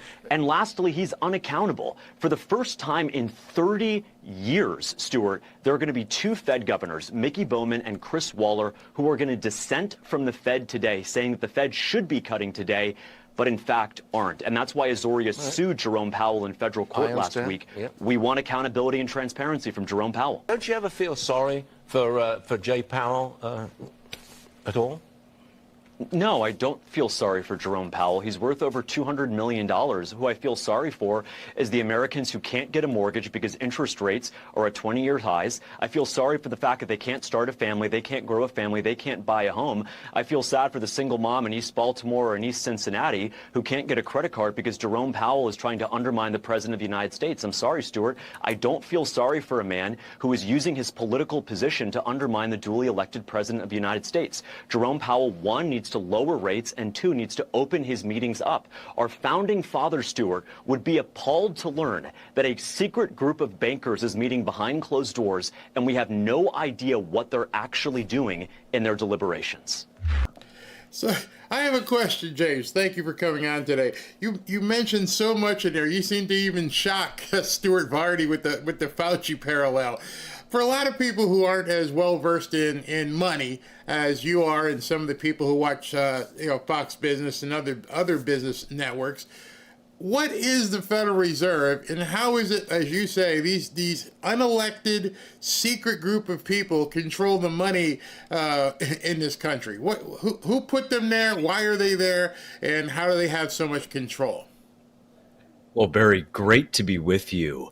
You know, it's such a great point. I would have said the Federal Reserve was a federal agency, but as a judge appointed by Barack Hussein Obama said in a court hearing that I was at on Monday in our lawsuit Azoria v. Jay Powell, she said that no, it's not a federal agency. So what on earth are 12 taxpayer-funded bureaucrats doing meeting in a federal building that cost the taxpayers $3 billion? Who put them there? If they're not a federal agency, then why are they setting interest rates that affect every single mortgage, credit card bill, and business loan, small or large, in America? And so to tell you the truth, the Federal Reserve was created in 1913. Woodrow Wilson signed it into law. But the Federal Reserve today has strayed far from its mandate. Instead of focusing on the true cause of the housing and home ownership crisis in America, which is the likes of Blackstone private equity firms forcing us out of our homes, forcing us to be renters, buying up entire neighborhoods, not to then refurbish and sell those homes to the next family who wants to grow old and start a family. No, instead, they want to force us to be slaves. They want to force us to be renters and deny us the promise of home ownership, which is, you know, Barry, is really the heart of the American dream. And so the Federal Reserve is complicit in so much of what has gone wrong. The voters, your viewers, did the right thing. They voted for President Trump. President Trump has done the right thing. He is reviving the economy even greater than we saw in his first term. The person who is not doing the right thing, who's doing the deeply un-American thing, is Jerome Powell. He refuses to lower interest rates from near 20-year highs, denying folks mortgages, denying them credit cards, denying small businesses loans who want to hire American and build here in America. He has to get off his anti-Trump high horse, look at the data, look at the economic facts and realities, and begin to lower interest rates. President Trump's golden era. Is there any way to, people say end the Fed. That's a very nice moniker that's talked about on X. Is there any possible way to end the Fed, and what would that process be? It would probably be exactly what Azoria is doing in federal court right now. When we say end the Fed, it's not going to happen overnight, Barry. I don't want to have illusions about how easy this is going to be. It's not. The Federal Reserve has been around now for 112 years. They have their sticky palms in everything in our economy. Every mortgage, literally every mortgage, the rate that an American family would pay is influenced directly by what the Fed does at their 8 closed door meetings. And that's why we sued Jerome Powell, because he's meeting behind closed doors, denying Americans their legal right enshrined in the Government and the Sunshine Act of 1976, which mandates that any federal agency conduct its business in public view. Rightly so, Barry, because if you don't know what they're doing, you can't criticize them. If you can't criticize them, then we might as well live in communist China. The only reason why patriots like your audience were able to get the school boards to do the right thing is because we showed up in droves and spoke truth. The truth that there are only 2 genders, the truth that anti-white racism that treats Black Americans like tokens, that says that they are systemically oppressed, that has no business in our classrooms. It does nothing for the white kids, nothing for the Black kids, but further divide our country. And so that same apparatus of using free speech, open debate, and public accountability, we are going to bring to the Fed. I want to end the Fed. I want to end their years of deception, their years of duplicity, their unmitigated, unfettered, unencumbered control over every aspect of our daily lives. And that is beginning with our federal lawsuit against Jerome Powell and his entire Fed board, because they are complicit in undermining the duly elected president of the United States by keeping rates artificially high. It is economically illiterate, and it is un-American. Who do they represent? Do they represent the banks? Do they represent themselves? I'm trying to understand, as much as I've dug into it, they have a power structure where they, like as you said, they determine the interest rates and this, that. But who is it that they represent? Such a good question. They don't represent working families or retirees or farmers or small business owners. they represent largely Wall Street, largely progressive-leaning Wall Street. I'll give you an example. I worked at a hedge fund as an interest rate derivatives trader. That essentially means my full-time job was to follow the Fed. Every move, every announcement, every speech, every model, I had to build out internally to try to make money for our investors based on what the Fed was expected to do. Right. And I frequently got calls from the New York Federal Reserve branch asking me, what was I thinking about? What was the market doing? And so on. And ask yourself, Barry, have you ever gotten a call? I haven't gotten those calls since I left the hedge fund I was at. The average American who's working to put food on the table, who's struggling to get a mortgage because Jerome Powell is an anti-Trump hater. Right. Have they ever gotten a call from the New York Federal Reserve? They used to call me, not because I was special, but because I ran a multi-billion-dollar interest rate derivatives book. And so to answer your question, they represent Wall Street. They represent the globalists. They represent many Republicans, establishment, country club, Koch brother, globalist, open border, H-1B, Liz Cheney, Adam Kinzinger, crybaby Republicans. That's who they represent. They don't represent Barry Cunningham. They don't represent your audience. They don't represent me. They don't represent the folks at home who voted for President Trump and didn't vote for Jerome Powell to sabotage President Trump and the 80 million of us who voted for him in this last election. When you look at Jerome Powell and how he looked at that meeting with President Trump when they walked the gazillions of dollars over budget renovation that they're doing, he looked quite inept at that point. What's his background? Is he merely just another puppet for the deep state, or is he an economist? Is he deep into it? He understands what he's doing, because I didn't feel a whole lot of confidence watching him, and having been in real estate for 20 or 30 years myself. How do you not know that you're overrun your project by a couple $1 billion? Yes, and overrun your project, not just by a couple billion, Barry. It's easy to get lost in $1 billion here and $1 billion there. Let's be very clear. He overran his project by the cost of a literal NFL stadium. Allegiant Stadium in Las Vegas cost $1.9 billion to build in 2020. It was a brand new structure. There was nothing there beforehand. Yeah. This Mariner Eccles building was built in the 1930s, and he simply had to renovate it. And he spent the cost of nearly 2 brand new, from scratch NFL stadiums to refurbish a building for an organization that shouldn't even exist, to tell you the truth. And so what is Jerome Powell's background? Well, he grew up in Washington, D.C., where I am right now. And he worked in private equity for most of his life. Now, that might sound fancy and sophisticated, but what private equity firms have done all over this country is they have gone into the communities, private equity firms like Blackstone. They've bought up homes, not to sell to the next family who wants to come in and have a second or third child because they were living in a 1-bedroom and they want to get a little bit more room. No, they're buying those homes, fixing them up, and sterilizing them so they can be put on the market as perennial rental properties. That's their only job. And if you went to Blackstone and you said, hey, you're a private equity firm, I actually don't want to rent from you. We've saved up. I want to buy from you. Well, they would say, no, you can't buy from us. And so Jerome Powell is really complicit in that, because you not only can't buy from Blackstone because they aren't selling to people like us, but second, because those folks can't even get a mortgage, Barry, because mortgage rates are at 20-year highs as a direct consequence of Jerome Powell's intransigence and sabotage. And so the private equity complex, whether it's taking over our neighborhoods and turning them into rental communities, or it's going into rural hospitals not too far from where I live in Madison County, Florida, and taking over and firing a third of the nurses, half of the doctors, and turning it into a full-blown money-making profit margin operation. We did not vote for the private equity globalists to come into our communities and to strip us of our property rights. In 1776, nearly 250 years ago, we rebelled against the tyranny of the British Empire. I'm sad to say that in 250 years later, we have to rebel not against an enemy that's outside of our borders, but one that is largely within, one that is conspiring against the ability of every American to own what they want, to build what they want, to get the medical care they deserve, and to not be traded down because some private equity firm wants to boost their profit margins. Now, I started reading a little bit about your lawsuit. And the first thing, before I even start showing people about the lawsuit, has anybody else ever Well, let's make this a two-part question. Has anybody else ever sued the Federal Reserve for what they're doing? Has anybody been successful if there have been people who sued?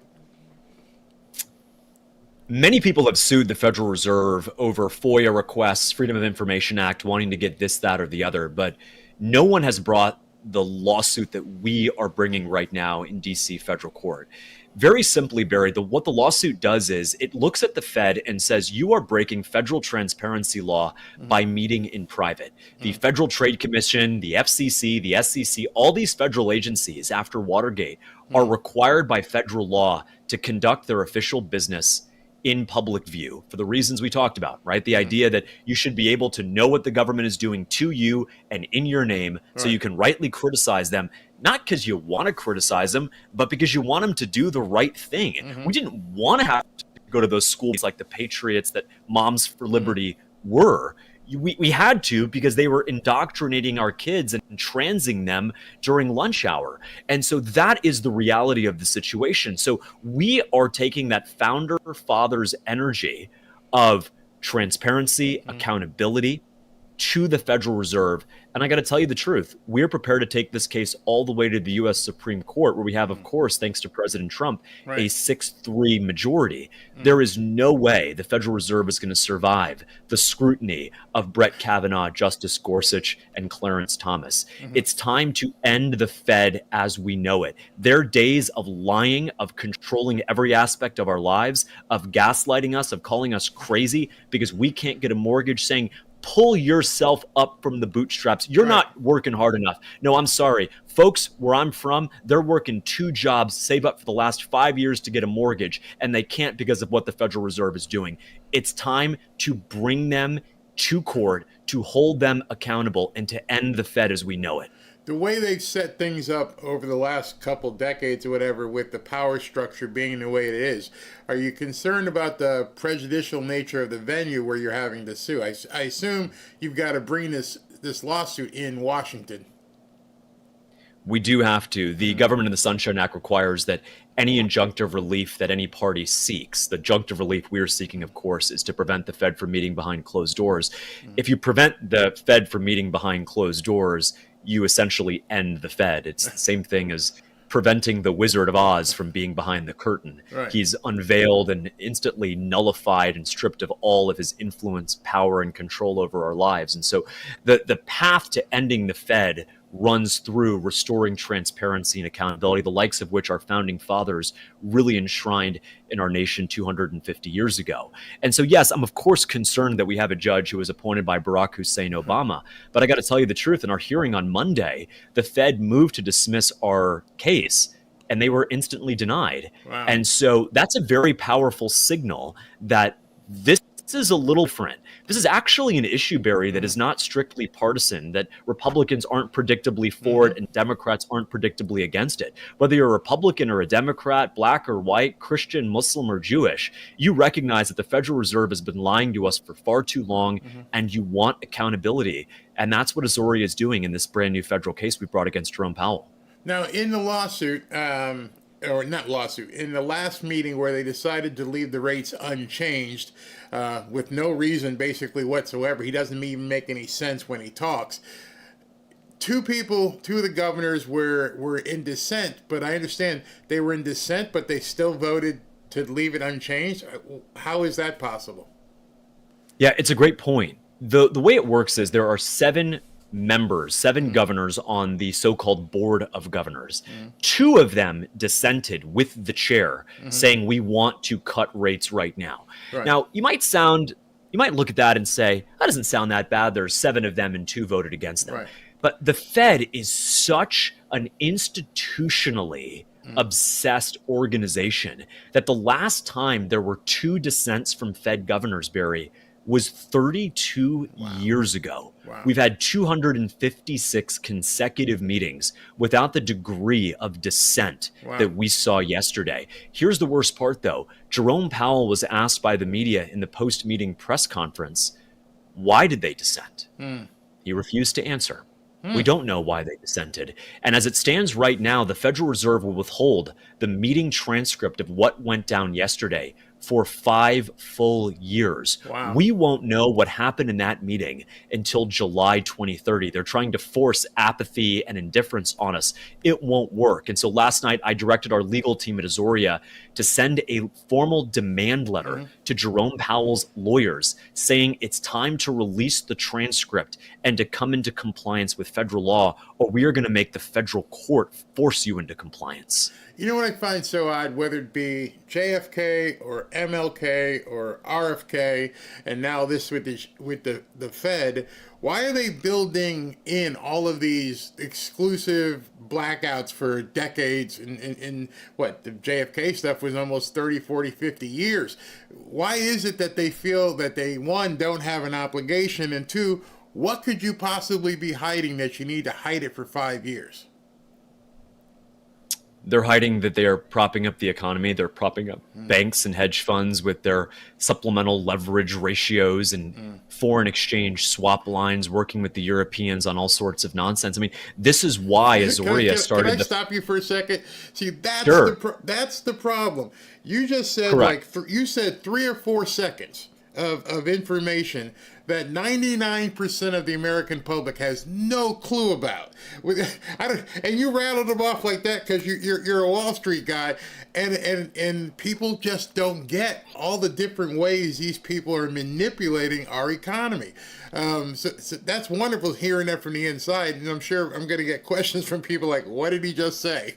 Because you went over everybody's head. So if you could take a minute, I don't want to bore you or because it's second nature, but what kind of things did you just describe that are being done? Well, I'll give you one example. When the European Central Bank or the Bank of England wants to come borrow money, they can borrow money at cheaper rates than American businesses can from the Federal Reserve directly. And the Federal Reserve can withhold that information for up to 90 days. And so they can borrow billions of dollars at artificially low interest rates, not the rates that you or I or your listeners would be able to buy a home. And that's just wrong. I mean, the Federal Reserve is supposed to serve the American people, not foreigners and foreign central banks. And so standing up to this ideology is why I started Azoria, Barry. We have the only anti-DEI ETF on the market that says that the S&P 500 is not the way to invest. We invest in those same 500 companies, but we exclude the 38, Nike, Airbnb, Intel, Starbucks, that have explicit DEI hiring quotas, because that's how you outperform in this market, is by kicking out the companies that are refusing to hire the best people for the job and instead are hiring on race and gender. And so what the Federal Reserve has done is they've allowed themselves to become captured. For example, in November of 2021, the Federal Reserve Bank of Minneapolis wrote a detailed research study on how systemic racism is responsible for low home ownership. No, not Blackstone and the private equity firms buying up your neighborhoods and forcing you to rent. No, not the fact that the Federal Reserve is keeping interest rates artificially too high. No, it's white people and white rage that are responsible for the fact that all sorts of Americans cannot live up to the American promise of home ownership, even though they've done everything right. Here's a big question. I can never get anybody to answer this because most people don't know. When we hear about the national debt, that we owe trillions and trillions in national debt, who specifically do we owe? Can anybody trace it back to a promissory note, a transaction, a series of transactions that has said the United States has borrowed $36 trillion, not including or exclusive of the interest? It's a great question. Most of the national debt is actually held by the public. Some of it is held by China. About $1.5 trillion is held by China. Let me just make a suggestion right now. China cost our economy $5 trillion, to say nothing about the economic lockdowns, being denied church service for upwards of a year, depending on what state you lived in. China shouldn't get a penny of what we owe them on national debt. It's called reparations. It's called restitution. You created a virus in Wuhan, China in the fall of 2019. You leaked it. You lied about it. We are not paying you a penny of what we owe you. And that's a line that I've shared with the president and his team, is that China, a central part of any trade negotiation with China, must begin with the non-negotiable premise that we are not paying you a penny of what we owe you in national debt, because you unleashed a $5 trillion virus that wrecked our economy and gave the Democrats pretext to deny us access to our churches, to shut down our businesses, our kids out of school. It's unacceptable. You know, if you don't pay your debt or I don't pay my debt, they repossess, they'll foreclose on you, they'll turn off your credit cards. This is a very far-fetched question people have had. What would be the outcome? Because people always say it's the doomsday, America would fall apart. With what we've seen with Doge and how much money was going out to who knows where, what if we just said, you know what, like you just said with China, we're not paying you. Sorry, you did this to us, we're not paying you. And we did that to some other people. What would actually happen? Would the banks all collapse? Would the Federal Reserve collapse? Would indeed our economy collapse? What would happen if we just said, we're going to have an arbitration, and we're going to renegotiate everything? It'd be a beautiful day for the country. It'd probably be some stock market volatility, nothing that we would really feel beyond a 60 or 90-day period. Some Chinese banks would go under, some European hedge funds would blow up, but the average American, if we reneged on the debt to China, which it's not really reneging when you unleash a virus. And remember, just straight math for a second, Barry, they cost us $5 trillion in economic stimulus payments and economic damage from closing businesses and fired workers. We had to cover the costs. We owe them $1.5 trillion. So we're letting them off the hook by settling this for just, 30 cents on the dollar.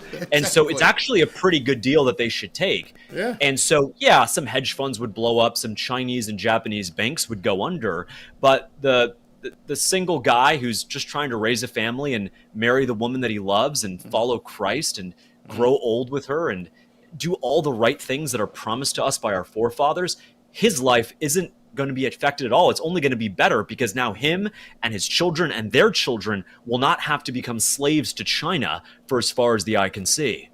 The money that was borrowed, and of course it's been over years and years and years, when we're seeing just this year with everything that Doge found out and all these different monies being sent all over the world, were we borrowing money to send it elsewhere?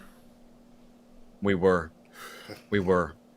borrowing money from the Communist Chinese Party to then turn and send that money to fund Iraqi Sesame Street to the tune of $20 million. This is the greatest grift alive.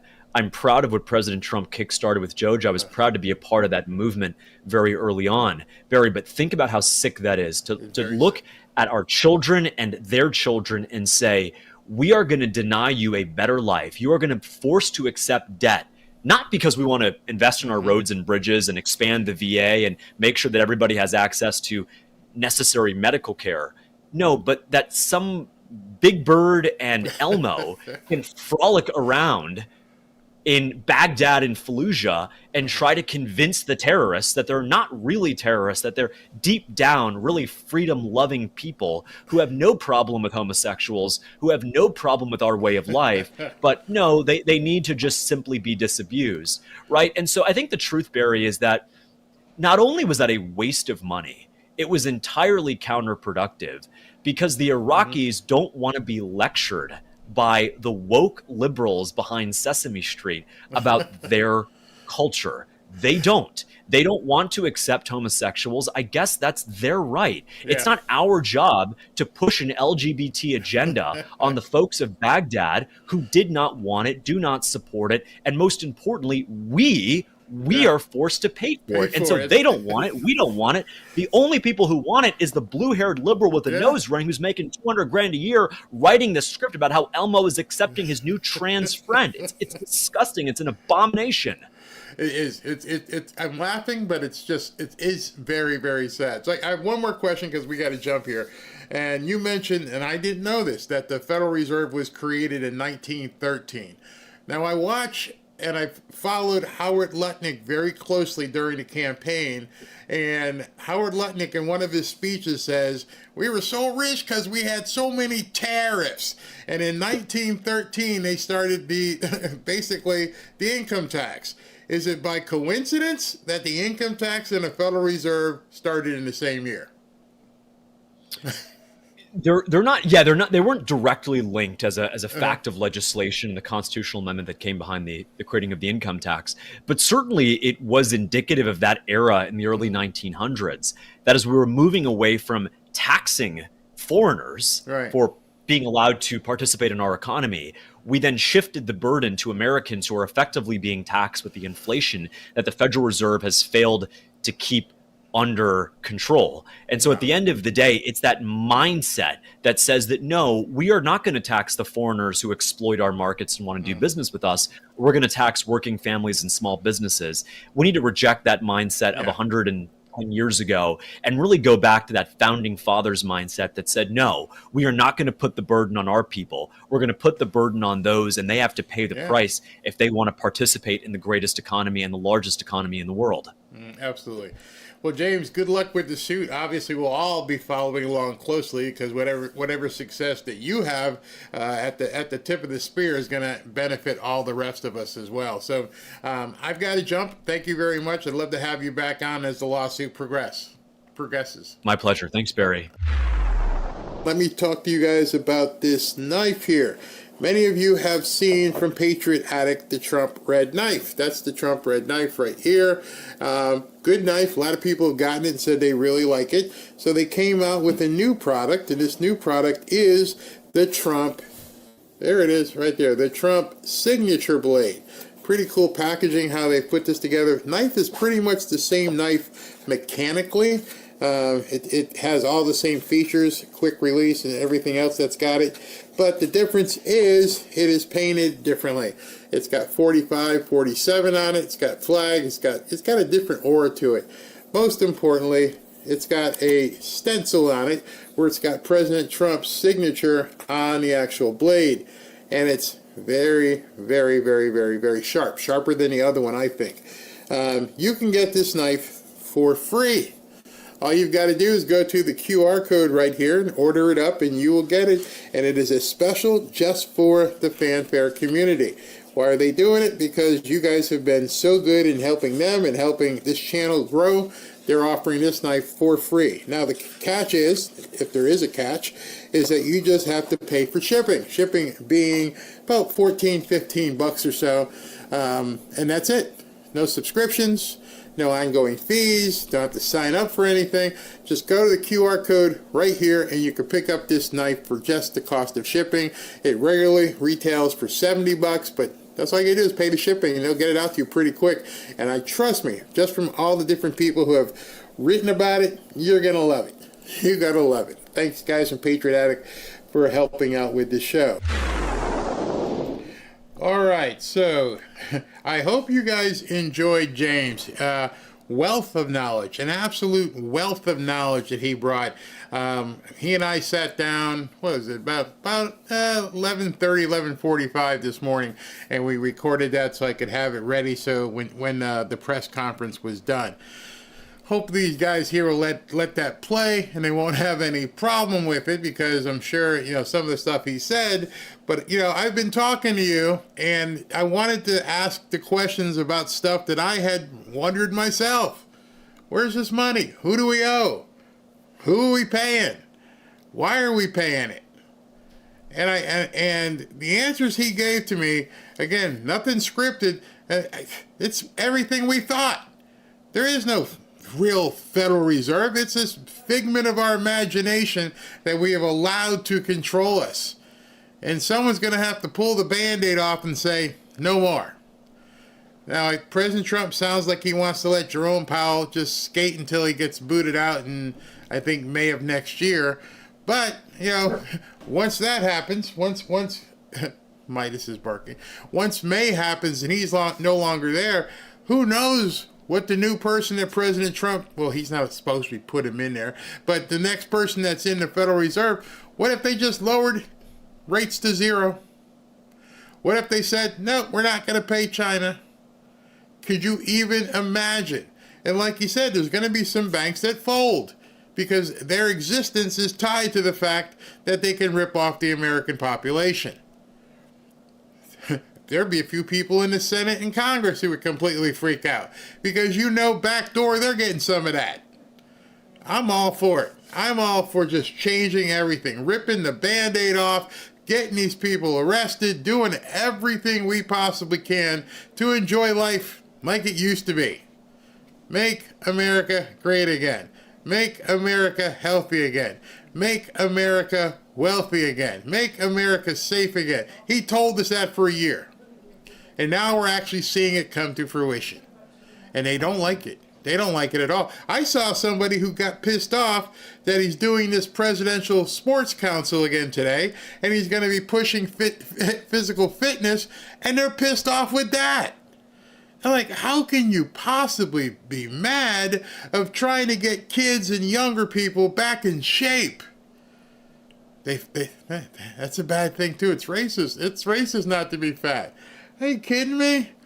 When I was a kid, we didn't have this. We weren't playing all this. We were playing baseball, basketball, football, running around all day long from the time Mom let us out the house until time to come home. We were active. We were fit. Yes, even me. Even me back in the day playing three sports. I played baseball. I played football. I threw the shot put in track. I didn't have any time off. I think Mom designed it that way. As long as we can keep him out of the house for as much, he won't eat us out of house and home. And I was a 3-sport athlete. And I was pretty damn good. But we loved it. It was like, okay, what time is it? Oh, it's 7:30 in the morning on a Saturday. Gotta go. And this was even in Connecticut when it snowed. Oh, that was even more fun. You ever play football in the snow? I don't know if you've ever grown up if you were up north, but playing football in the snow was the best. We didn't care about weather. We looked like the kid from, A Christmas Story, all bundled up.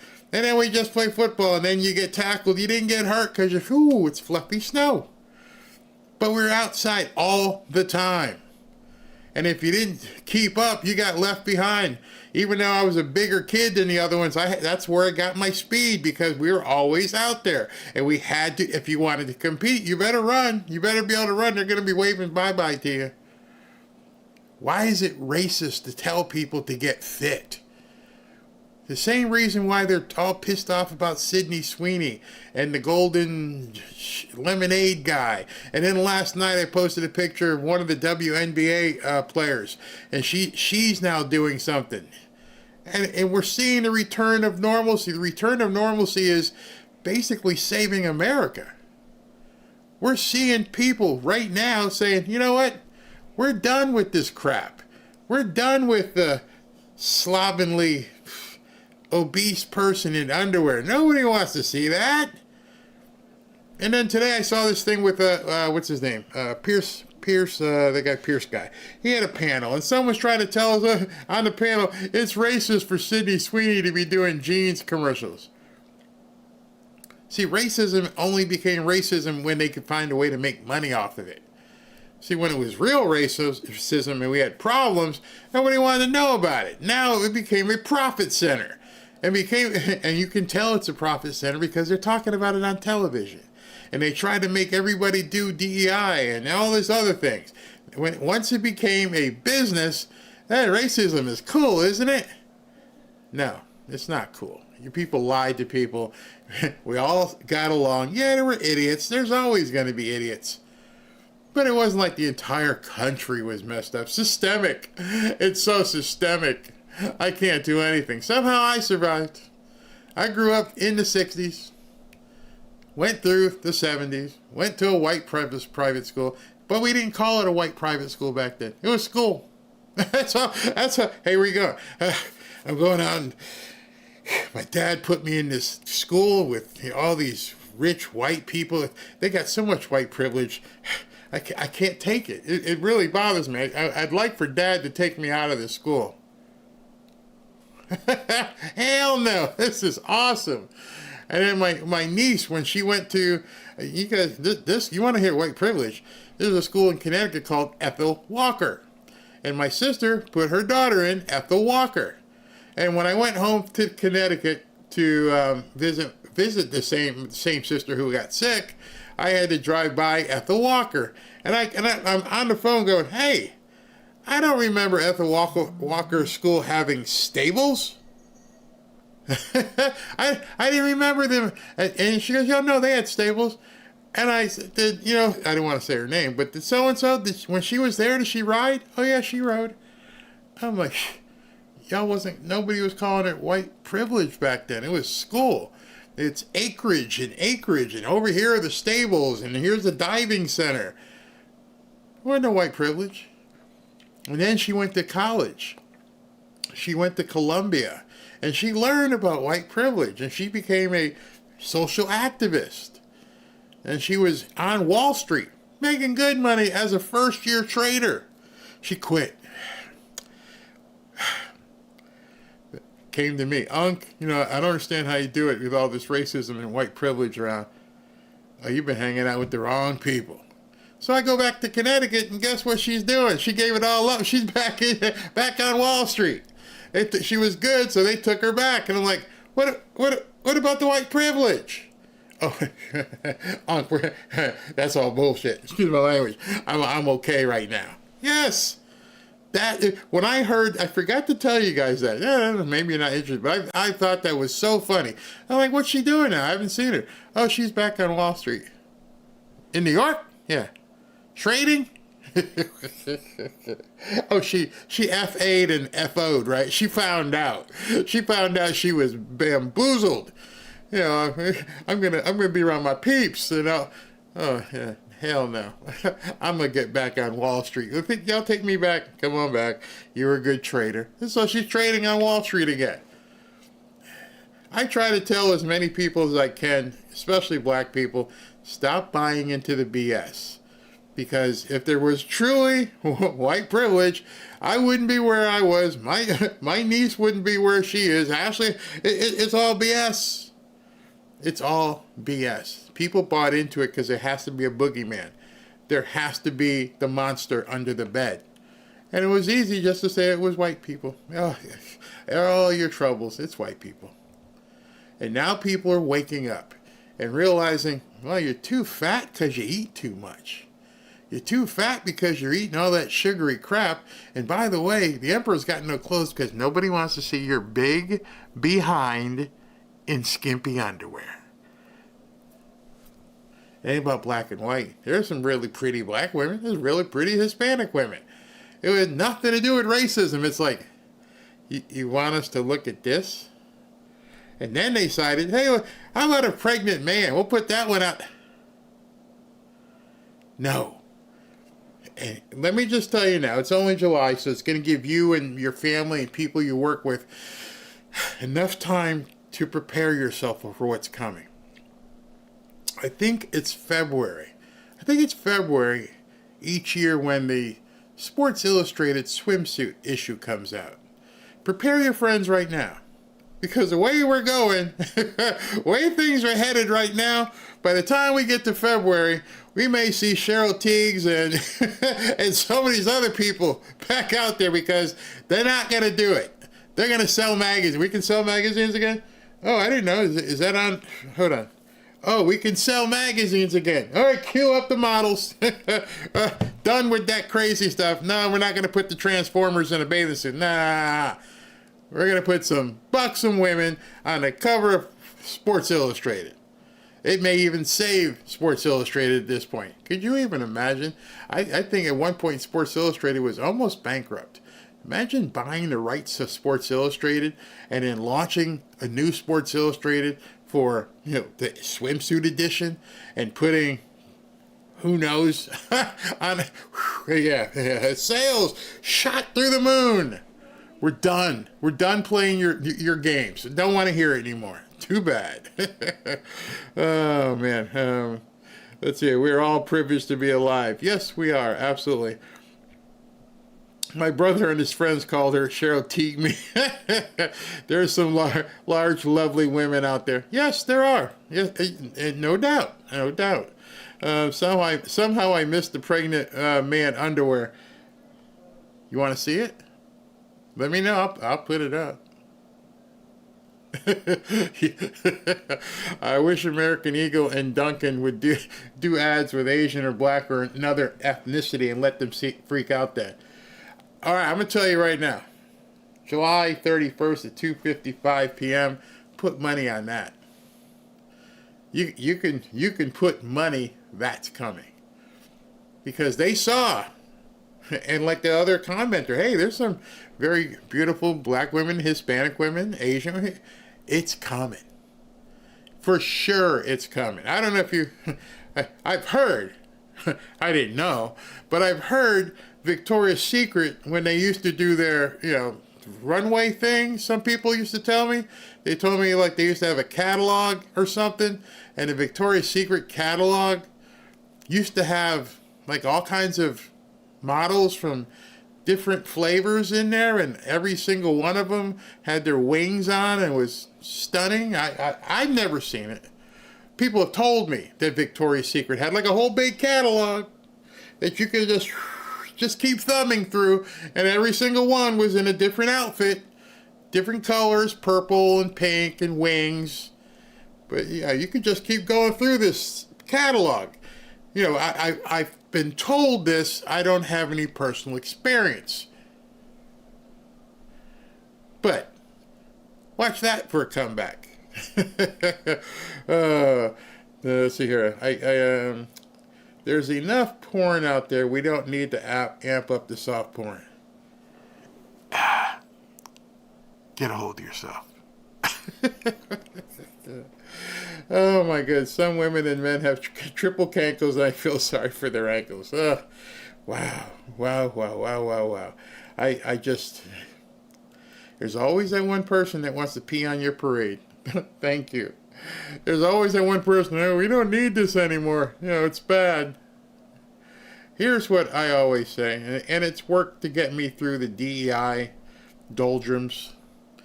And I just want a lot of the people who say things like that is, don't look. There you go. Nobody needs to worry about what you think about certain people in Victoria's Secret. Just don't look. Then case closed. Let's see here. Keep the hay crap. Yes, they did. Yes, they did have a catalog. Don't judge me. Don't pee on my parade. Oh yeah.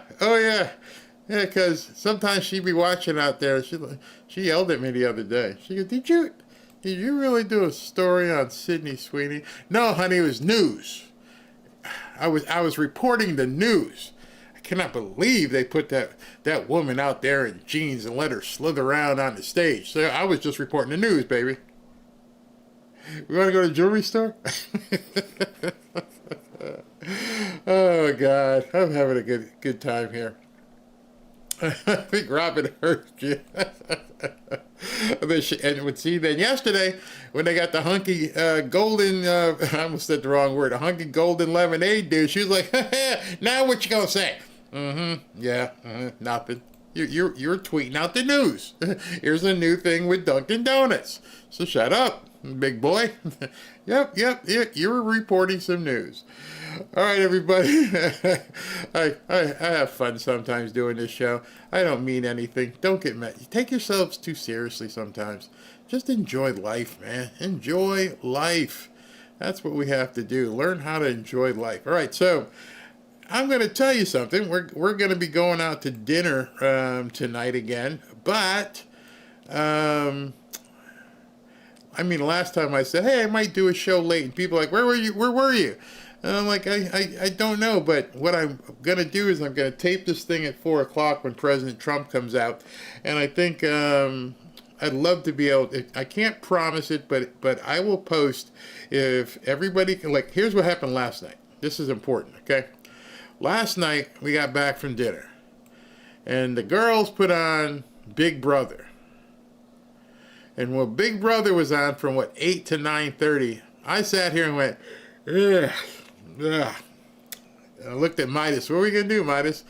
I ain't gonna let that happen again. So if we get home 8 or 9 o'clock and they're watching something, I don't know, whatever show, I might just turn on because I'm like, hey, am I dismissed? Can I go do what I want to do right now? Yeah, I don't need to see Hannah Montana. No, don't need to see that. Don't need to see Big Brother. I can't see my cop shows, so I'm just gonna like go back on. Is that okay? Okay.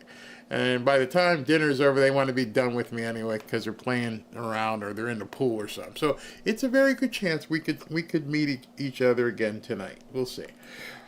Alrighty. Oh, wow. Oh, who's this? This is Jerry H. Who benefits from the high interest rates? It would seem that is the Federal Reserve itself, since much of our national debt has been borrowed from it.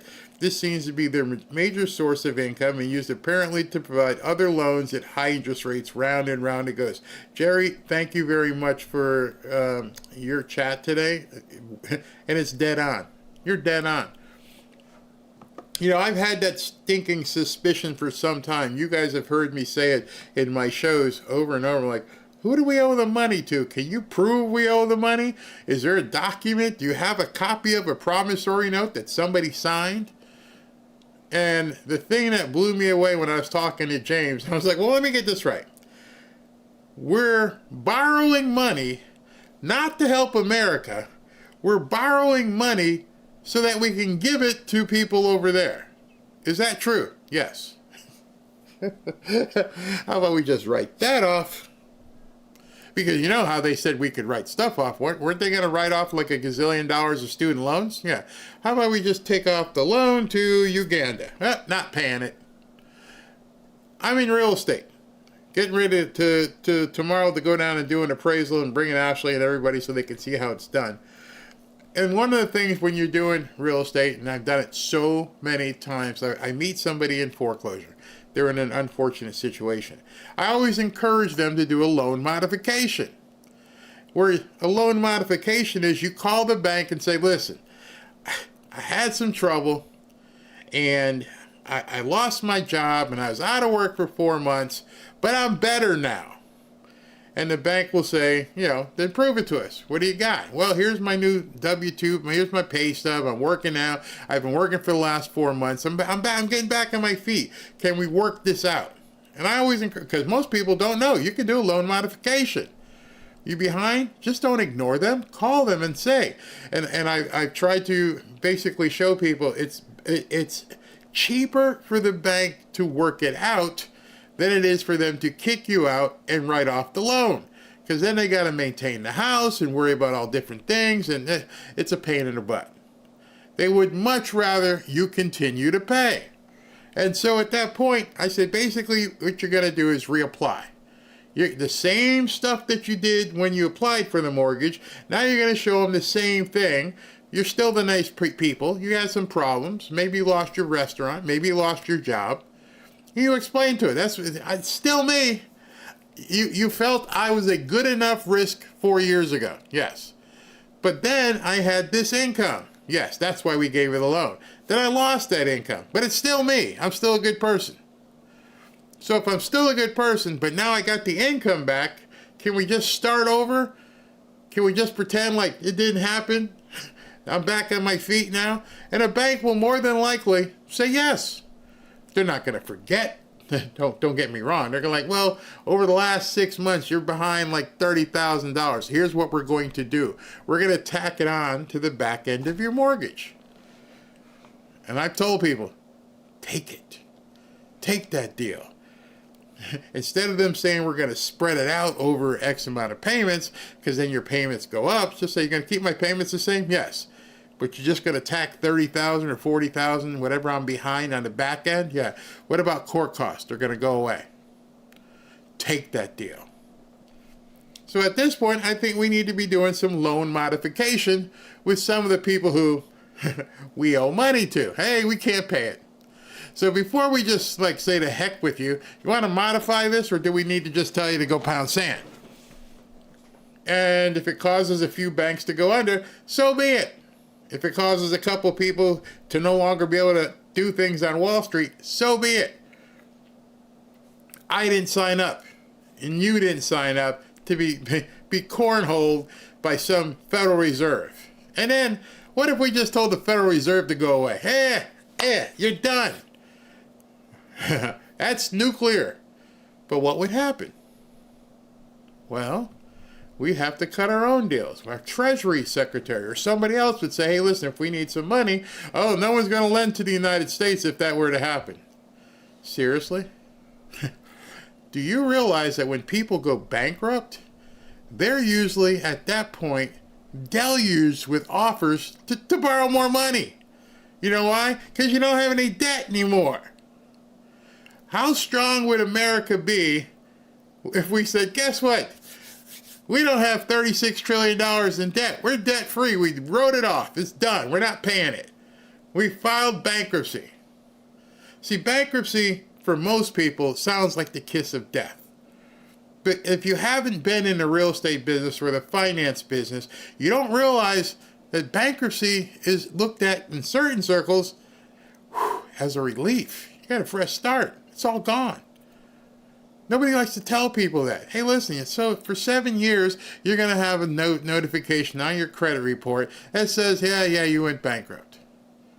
But what happens after those 7 years? You don't owe anybody. Now imagine America did that. And we wouldn't have to wait 7 years because we would have so much money. We're getting billions from tariffs.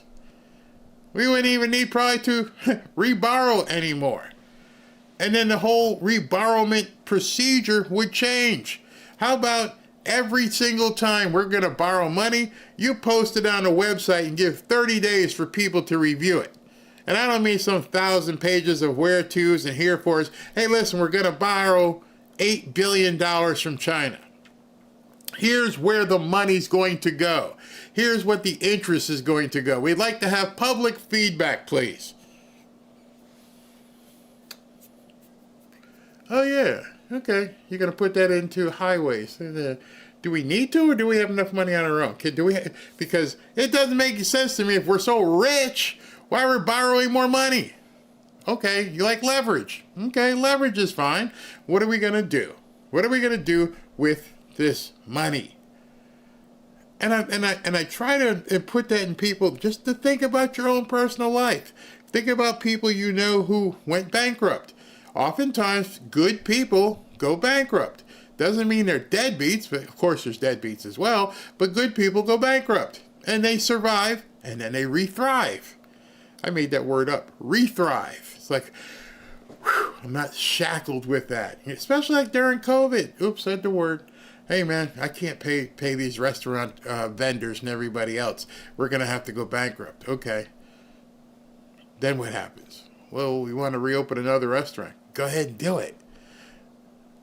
See, I'm probably telling you stuff you're like, oh no, Barry, you can't be telling people. No, understand the situation. It is a tool. It's a tool for a reason. And by the way, everything I've just told you, your president did. He understood it was a tool, not personal bankruptcy. He never filed personal bankruptcy from what I understand, but he filed bankruptcy corporately in different businesses. Seemed to do okay, didn't he? Seemed to use a tool that they've tried to make you think is, oh my God, it's a scarlet letter, it's bankrupt. Hey man, this business didn't work out. Check it. That's bankrupt. Let's go on to the next one. See, you've been taught that that's bad. That's the same reason why people don't understand tax loopholes, because they're not loopholes. They're laws. They're made for people who know how to use them. They're made for people who understand what to do. But to you, it sounds, it's a loophole. They're trying to get away with something. No, here's the law right here. Hey, listen, I can write this off. If you're not familiar with what President Trump is getting ready to do as we go towards the end of the year, you better start doing some planning. You're going to be able to write off a whole bunch of stuff. There's people I know who get a new truck every single year. Why? Because it says right here on this line, hey, listen, if you do a CapEx, remember I tried to explain to you what CapEx meant? If you do a capital expenditure, it's 100% off. New truck, new F-150. How about if I buy 10 F-150s? Do I get to write them all off? Yes. Depending on your business, of course. Start doing stuff other people aren't doing. If people are in the chat going, you can't do that, don't listen to them because they're not doing it. That's a big one. Don't listen to people who aren't doing it. Yeah, like who's this? MSX. Bankruptcy is a form of recovery. Our system needs success. Here is no such thing as failure. Follow the lighted path. Jesus will lead you. It's a tool.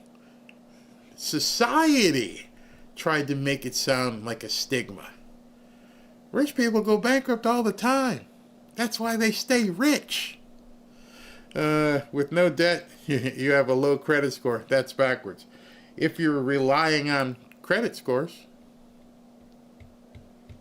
see, Liam, you just told me you're a product of what they tell you.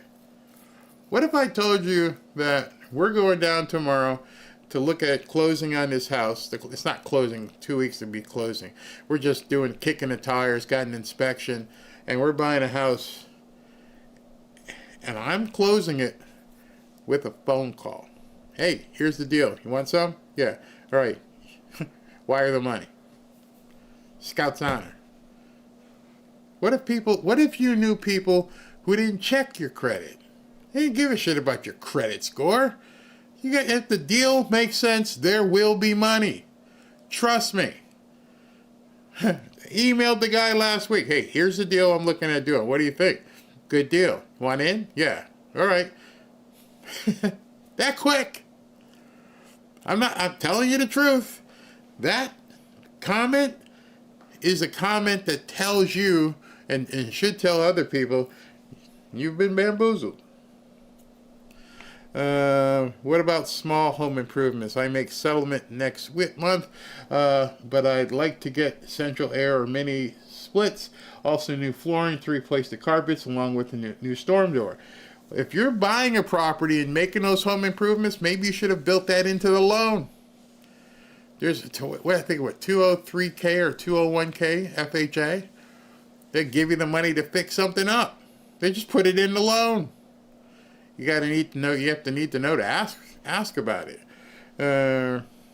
Let's see here. 50 Cent filed bankruptcy and still rich ASF. Yeah.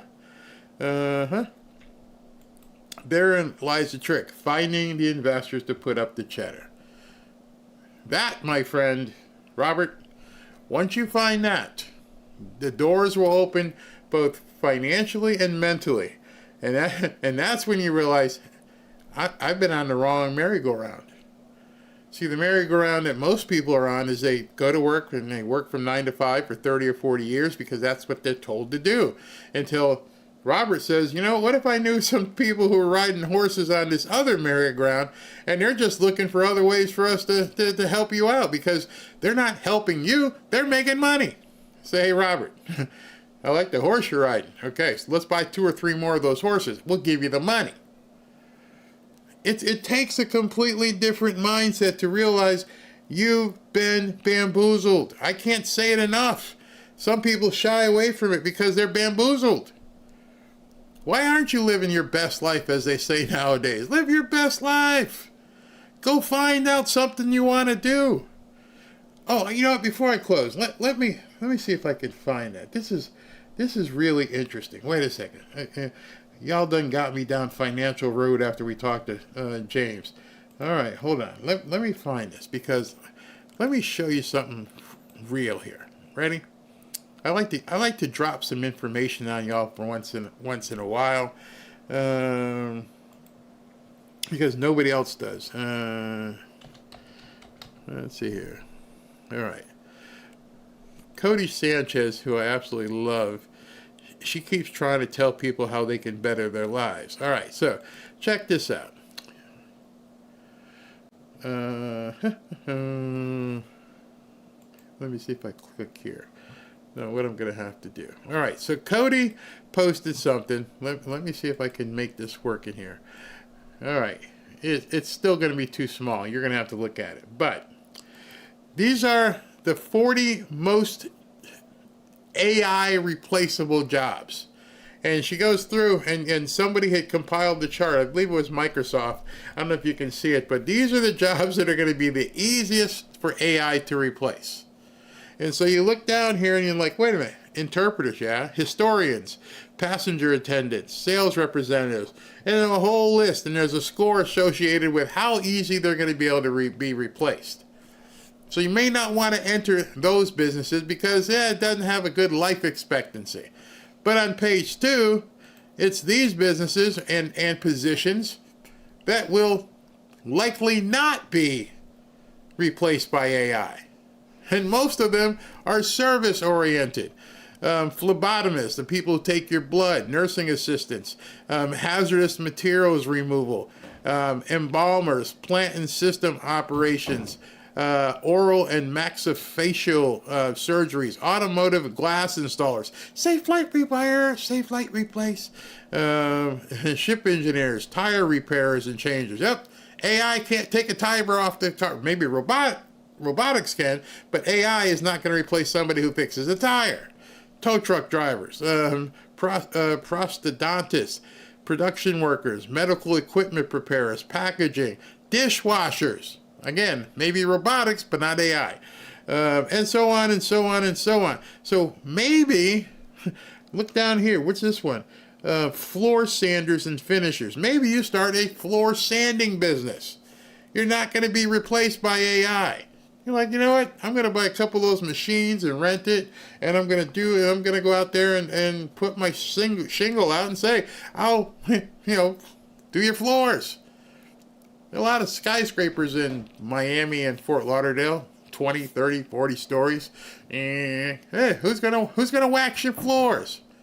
Then you put together that company, get the machines, and then go bid it out. Maybe you might beat the person that's there. Hey, you gotta think.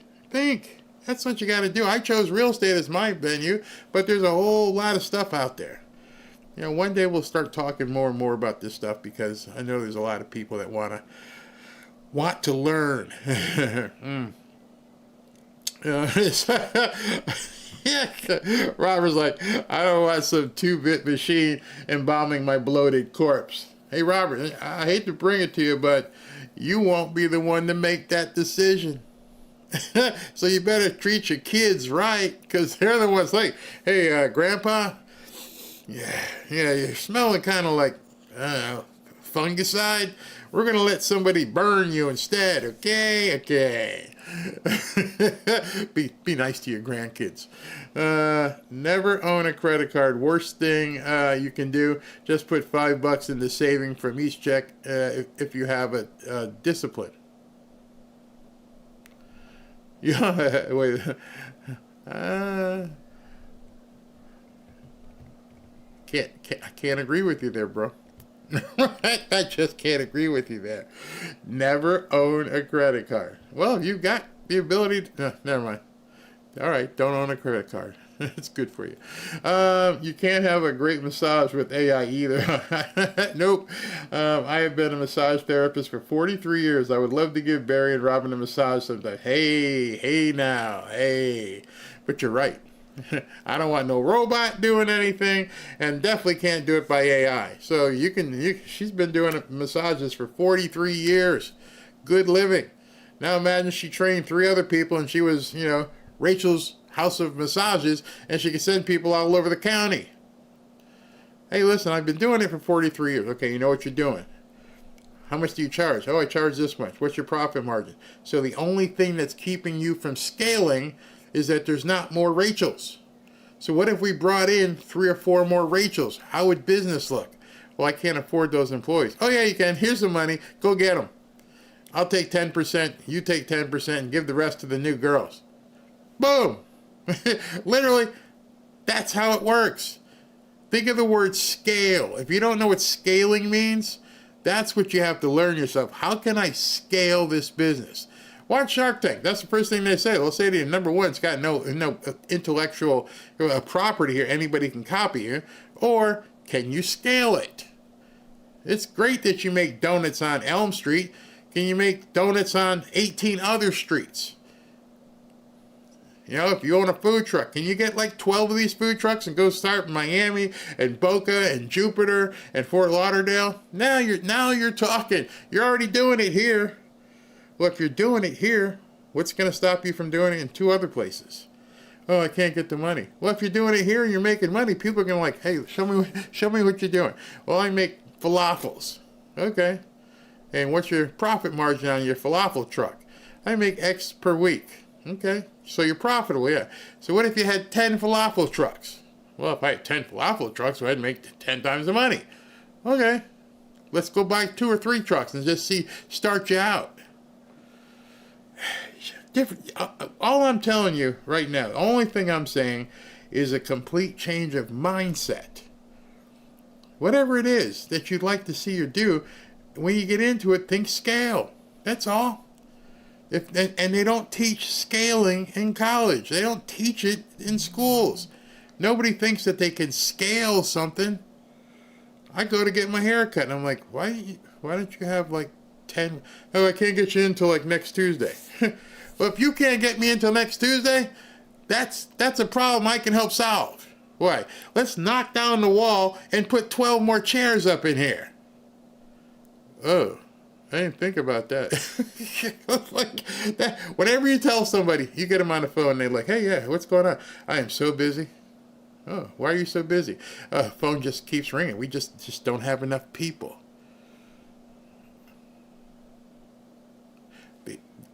Keeping you from making more money is because you don't have enough staff, and you don't have enough bays, you don't have enough X, Y, or Z. If you ever run into somebody who says, oh, I can make a lot more money, except I get only so many hours in a day. Well, you need to get cloned. And I told that to my barber shop guy, like, you got a great concept here. You got televisions on the wall. The guys come in here and they talk sports and they watch the game and they can grab a drink. And you're telling me you can't get me until next Tuesday. Yeah. Yet the bay next door, the store next door, is empty. Yeah. This wall is sheetrock, right? Yeah. Why don't you just knock this wall down and put 12 more chairs in there? Oh, I didn't think about that. Yeah. Thought plans. That's what you got to do. Yeah, too many clients is a good. Anytime you call somebody and like, oh, I can't get you in for like another week. No, you got a problem and I got an opportunity. Just think that when you call somebody and it's like, hey, I'd like to come in and get this done. I'd like to get a massage. I'd like to get my fingernails. I got whatever it is I need to get done. And you can't get me in for another week? Are you really that busy? You're going on vacation. Oh, we're swamped. Can I come by and talk to you?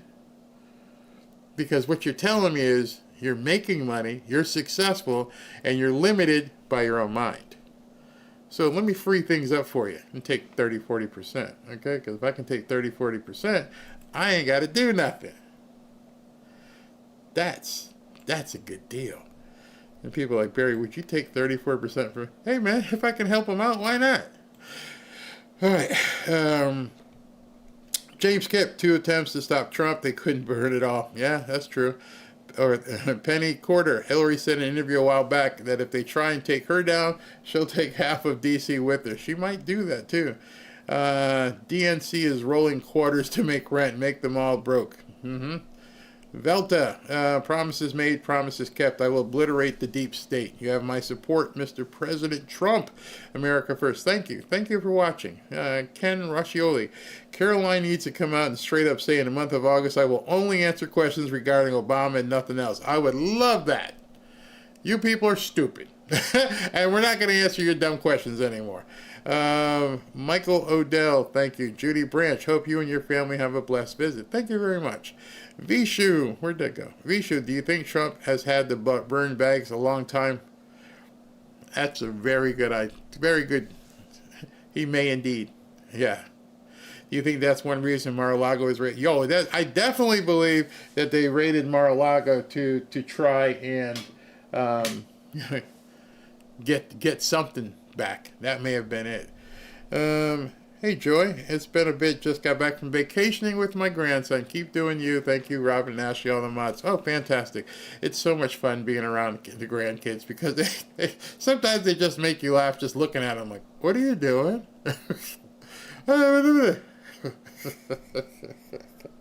Especially the youngest one. She's 10. And she says stuff he's like, what? Never mind.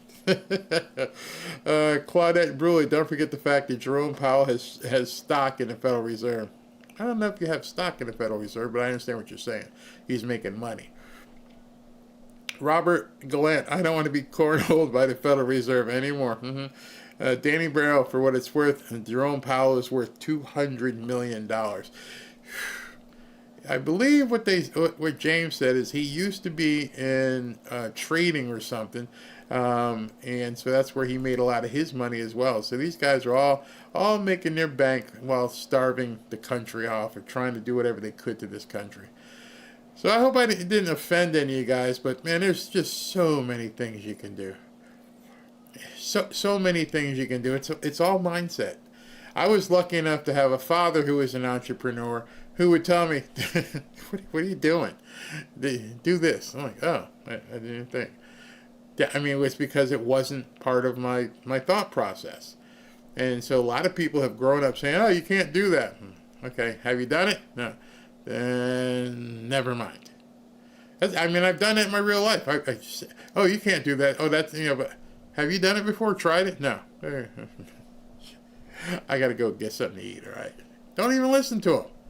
Be cordial. Hey, that's great. Thanks for your opinion. That's it. I want to talk to people who have done it. I want to, if I can reach out to people on X, hey, blah, blah, blah, blah. Hey, Cody, hey, what have you done? I bought 2 laundromats. Laundromat? What the hell? Why would you buy a laundromat? Oh, it's cash. And it's always going to be there. Again, AI ain't going to take the place of somebody needing to wash their clothes. And maybe even a washer and dryer might be too expensive for some people.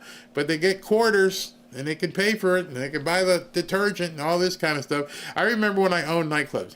I'm going to close with this. One of the best funders of nightclubs. You guys would probably never guess.